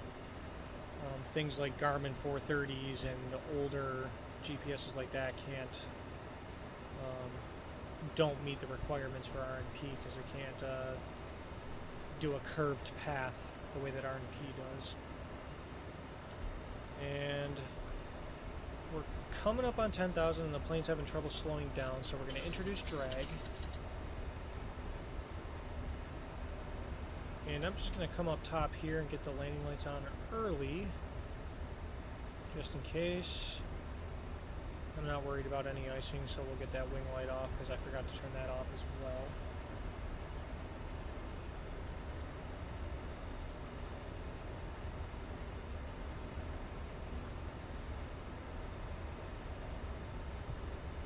Then if I understand what I was reading correctly about this, I believe you can arm the approach mode relatively early and the RMP will still do its thing and intercept the approach course.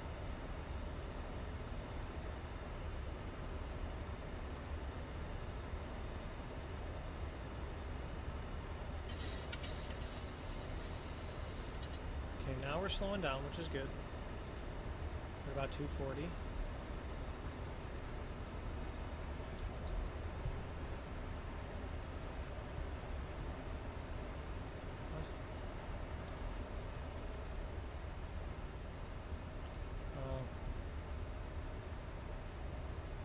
I left the anti-ice on as well. Oh boy.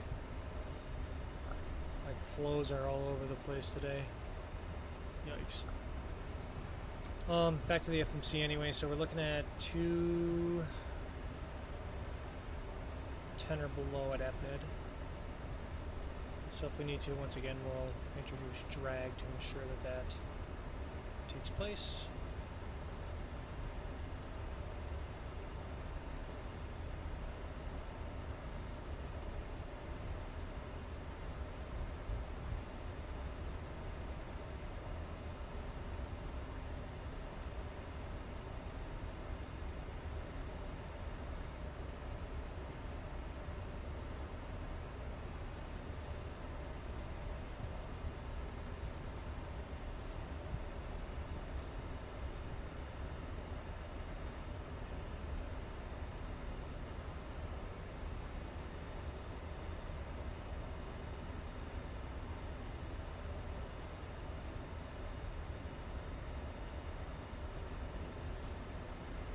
And again, we're continuing to 5,000.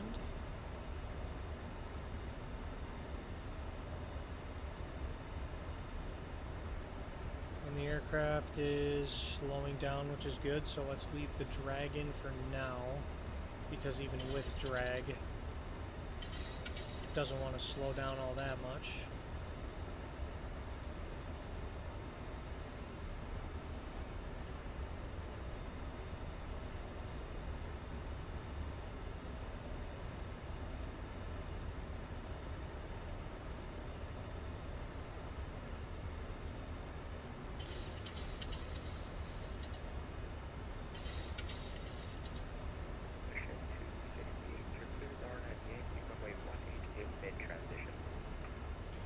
Cleared RNAV Yankee 18 EPNID transition, WestJet 268. Okay, so we're cleared for the approach.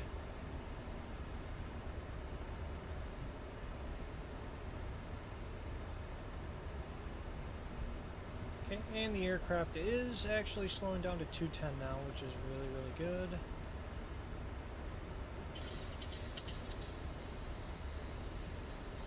So let's take the drag out. I'm going to go flaps 1. Just to kind of help try and keep slow. And let's arm the approach, see what happens.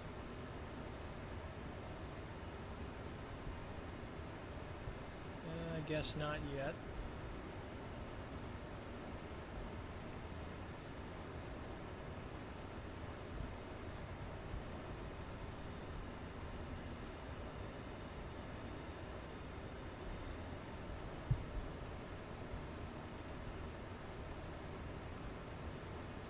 let's do a speed intervention and we'll slow down to 180 and we'll get flaps 5.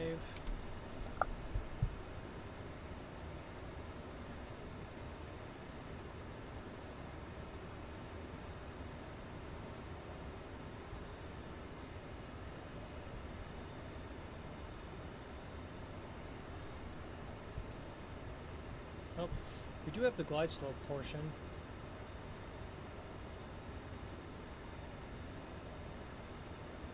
So maybe we still need both of the white diamonds to take place here to do it.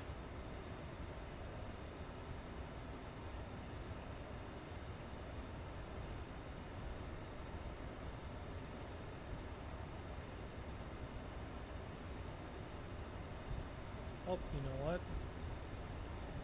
We're going to recycle VNav here because I royally screwed that up.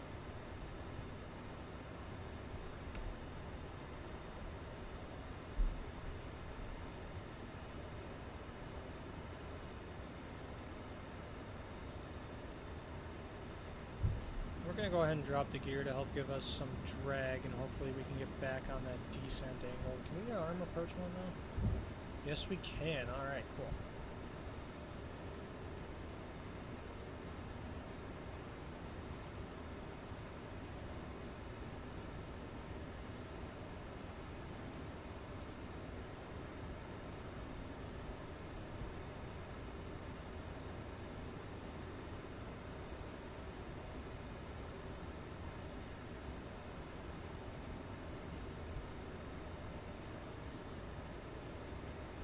And auto throttle is going to come off.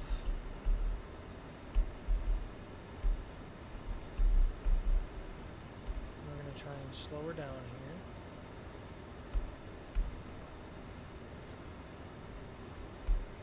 We're still indicating 2,500.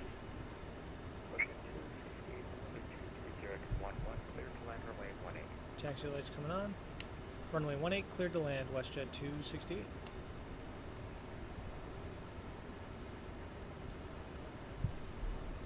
Alright, flaps are going 15. We're going to go throttle idle for a second just to help us really slow down here. There we go. Now we're getting that glide path back.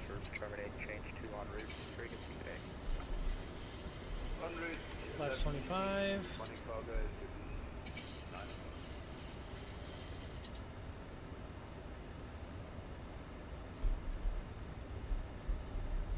And we're going to add a little more throttle here because it wants to slow down, but maybe not that much because now it wants to take off. Alright, we're going flaps 30.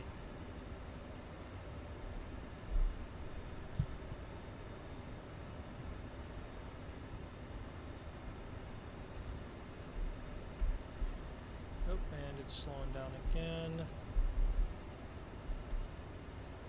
You know what I did never do was set my VREF speed, so we're just going to go with the standard 150. That usually keeps us safe.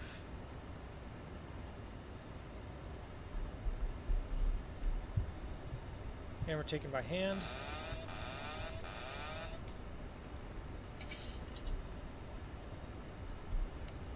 We're looking pretty stable. This is going to be our redemption landing, because the one in Calgary was a little bit tricky. Wasn't a horrible landing, but it wasn't the greatest. Okay, getting back down just a little bit. We were getting a hair left of center line, so we slid back to the right. Oop. Just a minor gust right there. Let's walk back a little bit of throttle and keep our pitch because we want to slow down and reduce the glide slope. Okay, bring it back. 400.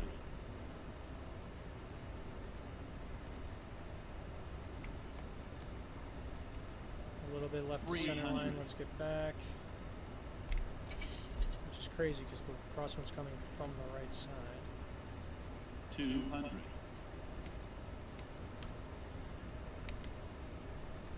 100. 50. 40. 30. 20. 10. Nice and easy. Okay, 180 is not bad. We're gonna relax that nose.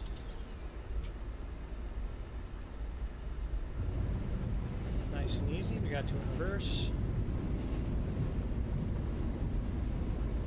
Hoping, you know what, I didn't arm the speed brakes or the auto brake because I was doing an RMP for the first time ever.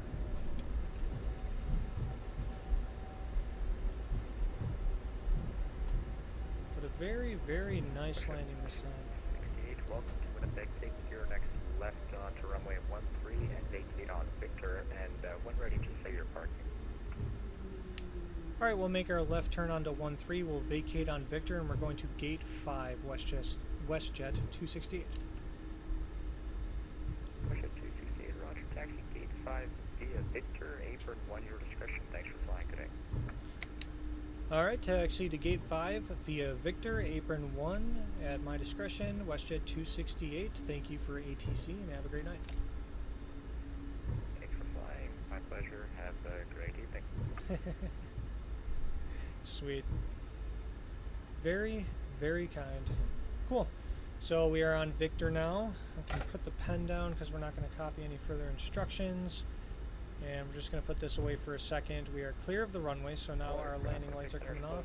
Please wish to Unicom or advisory 3C. Strobes are off. Good night. Flaps are coming up. Okay, and then we're just going to verify via the diagram here that we're going to actually enter the ramp, apron 1 where he told us to go, which it looks like right here we're doing very, very good. Cool, and then we're going to make this left turn, which is going to wrap around the apron up here, and we'll be at our gate. Nice.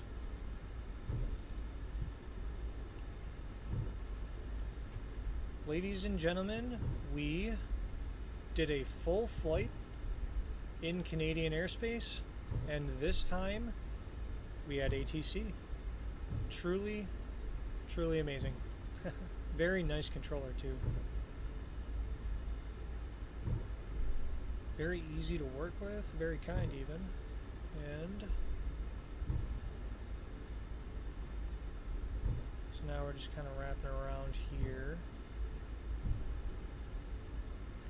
This taxiway comes over here, and then it's going to go around the main terminal. And we are looking for gate 5.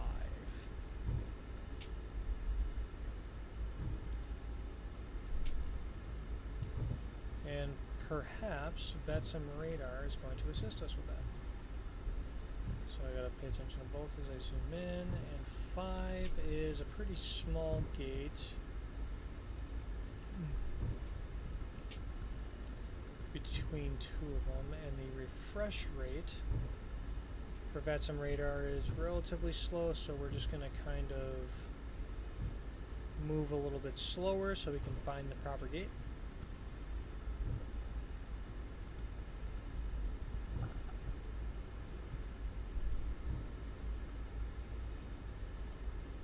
Okay, so we're passing by this. So let's gate 6.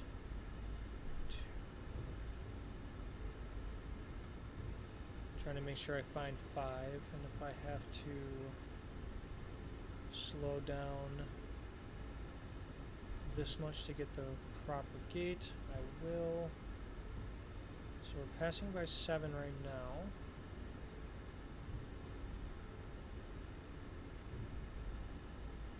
Now we're passing by 6.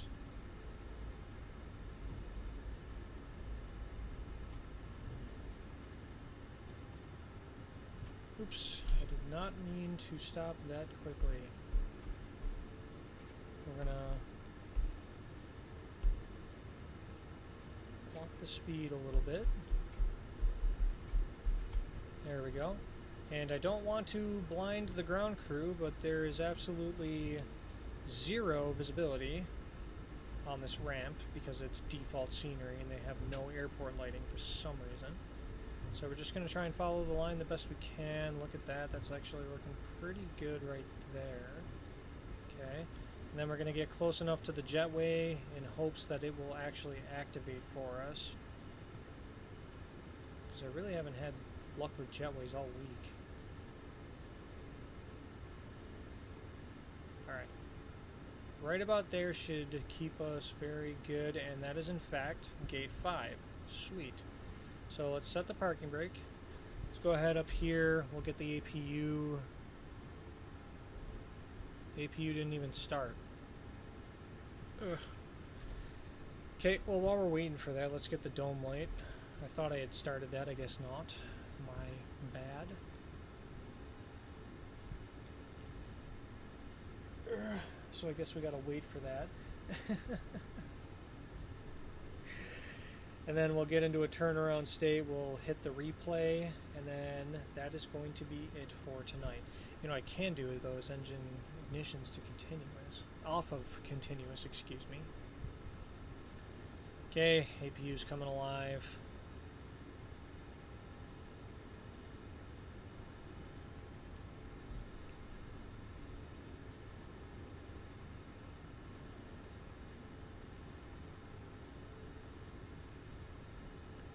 As soon as APU becomes available, we will quick get this thing in a turnaround state.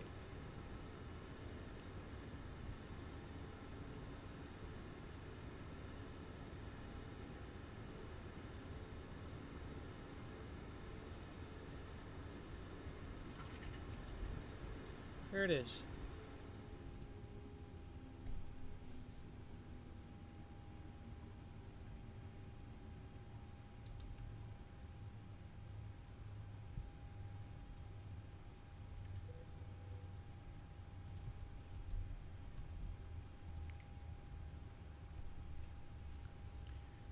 I think my dog's having a dream. I was hearing some weird squeaking from upstairs.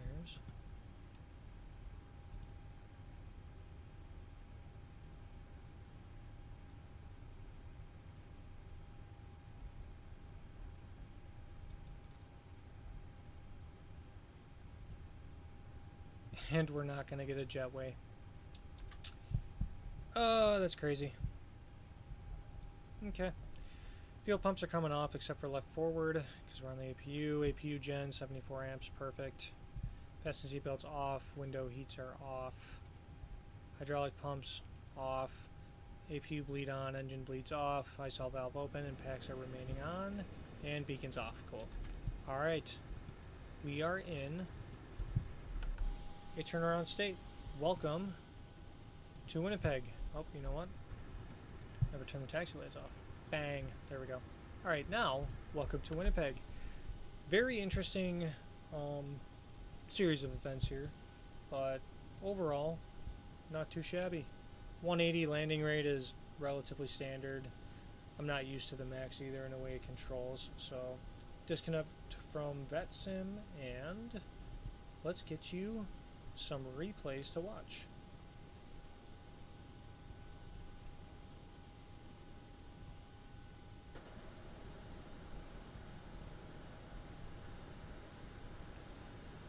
Bring it roughly to about here.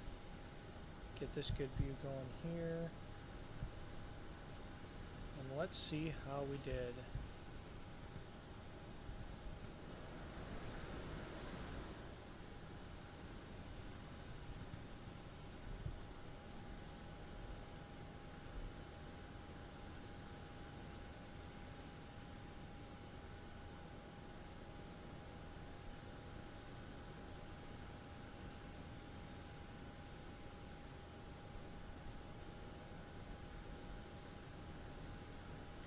Looking here, nice flare, just trying to easily bring it down. Okay, that really wasn't all that bad. It was actually pretty good. I'm kind of curious where on the touchdown zone that was. So let's resume the play. Probably got more vision from this side. Oh, that was pretty yeah, there's no way that that was negative 225, excuse you. Oh, goodness. Okay, let's pause it. We'll look at it from the inside again so we can better analyze what we did.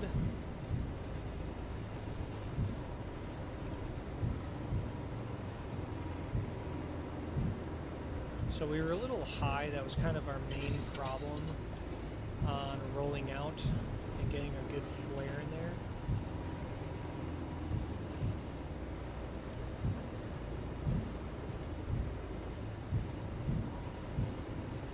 So we were still high at this point, but we flared at a decent time. We didn't flare too early this time like last time. And we touched down relatively well. Yeah, now it's at 220. I'm going to go with the 180 that it set the first time, because that was definitely not a 220, but yeah. And not just a 220, but 1.16G, yeah, I don't think so. That was very good though. All right. Nice. Well, not too bad of a landing. Oh, Mr. Mushy, how are you doing, my friend?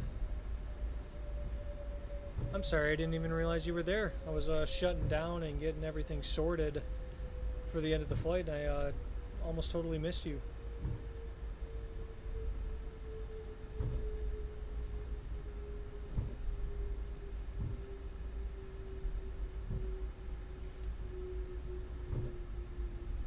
While I'm awaiting his response, I'm going to go back again. Going to go into, is this one better? Oh yeah, the other one doesn't even work. We'll resume it from here.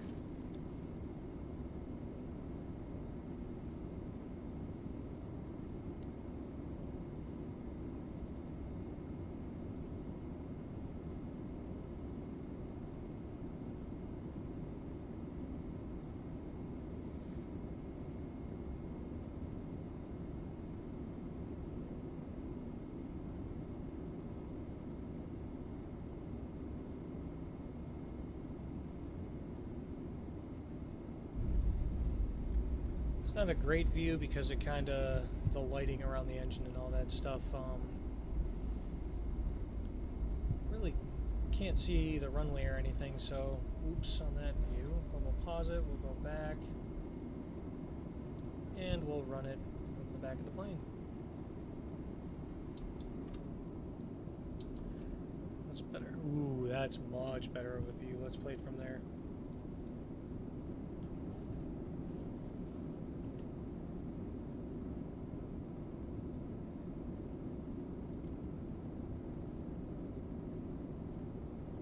It was kind of gusting a little bit. Nothing too crazy.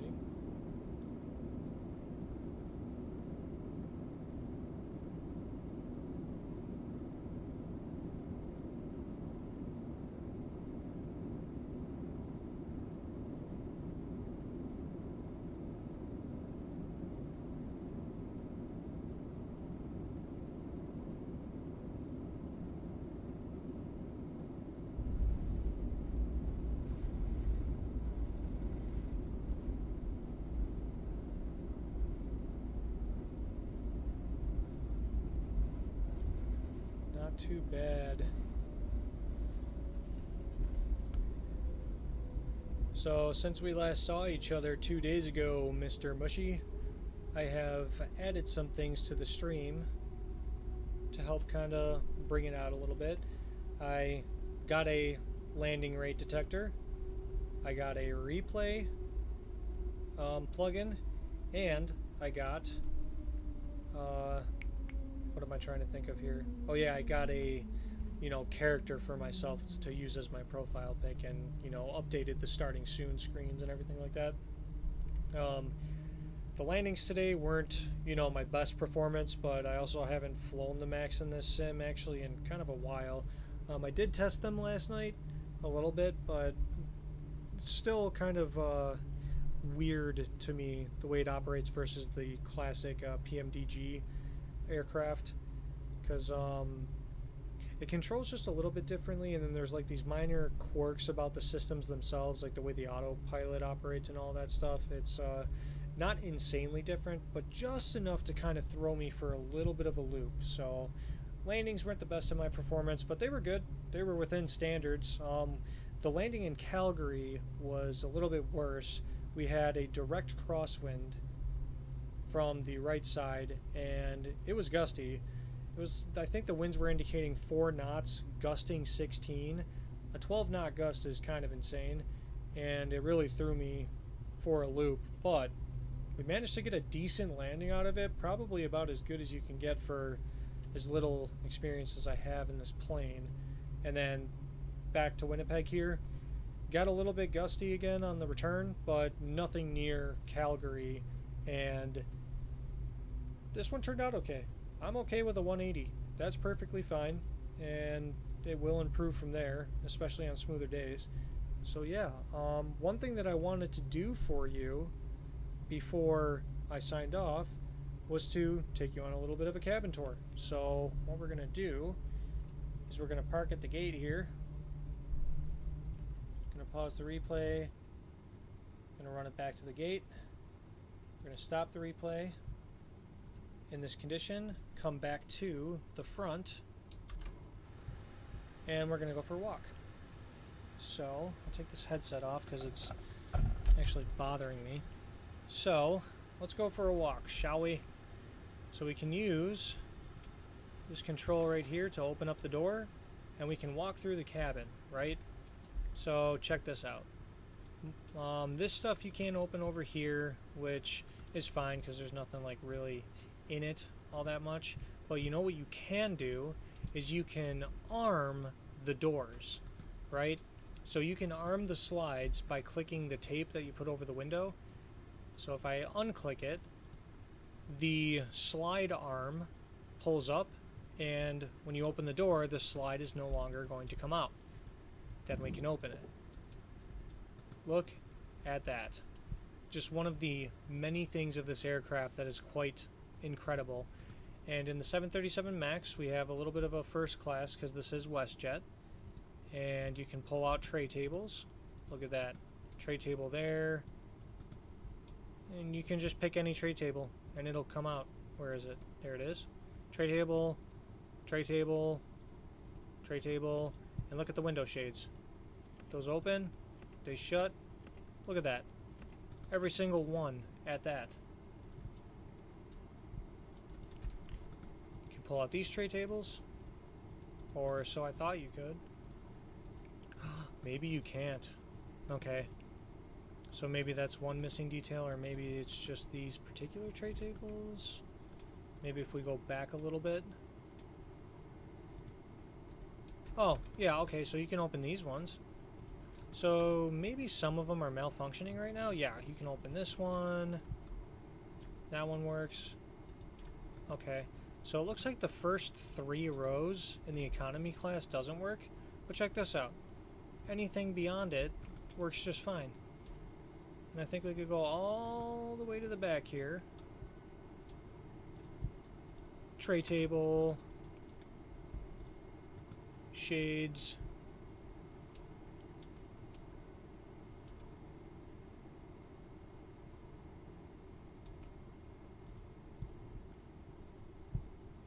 And this is where it gets super, super fun. The moment that you were waiting for. We're going to open this lavatory door. We're going to open the lid. Look at that. You can open the toilet lid. And look what you can do.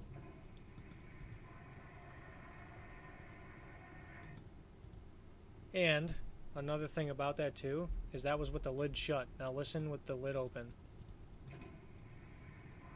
Oh.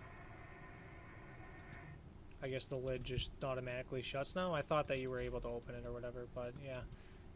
You were able to flush the toilet. Kind of curious if the other side does the same thing. Let's open this. Oh yeah, I guess it closes the lid. Okay, maybe if we go back up front here.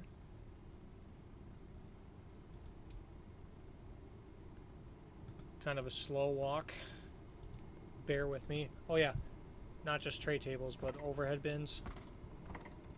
Forgot about that part.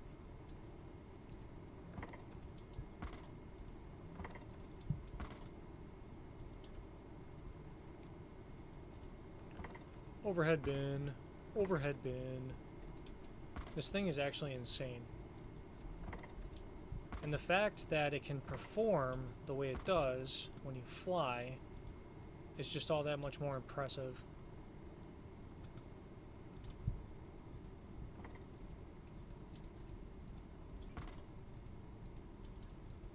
Looks like you just can't open the very front ones here, which is fine. Let's go ahead and close that flight deck door. Come in here. And this one works as well.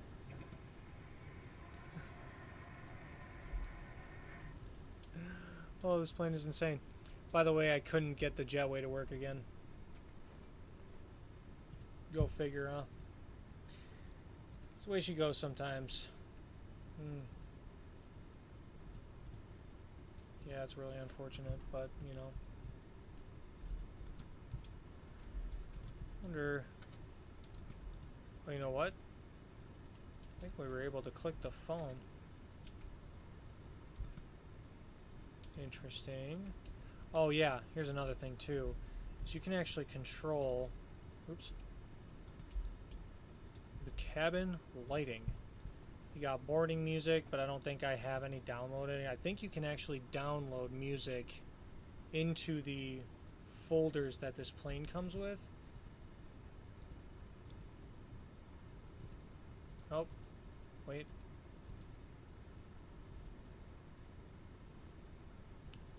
Cabin.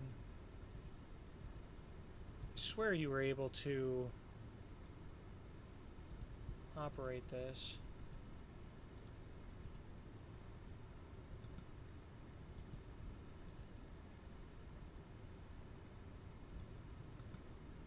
Push that button.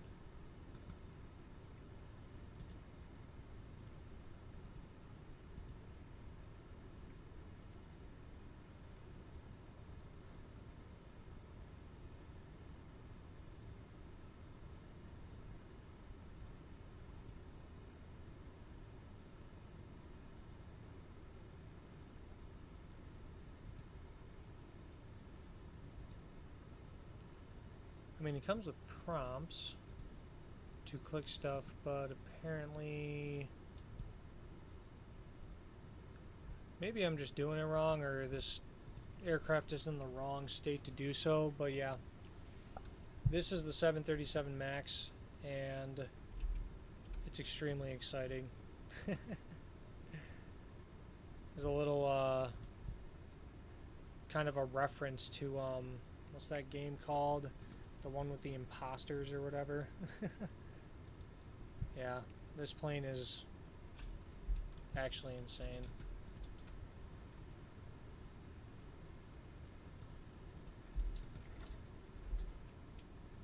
Oh. Nice. Can I use this now?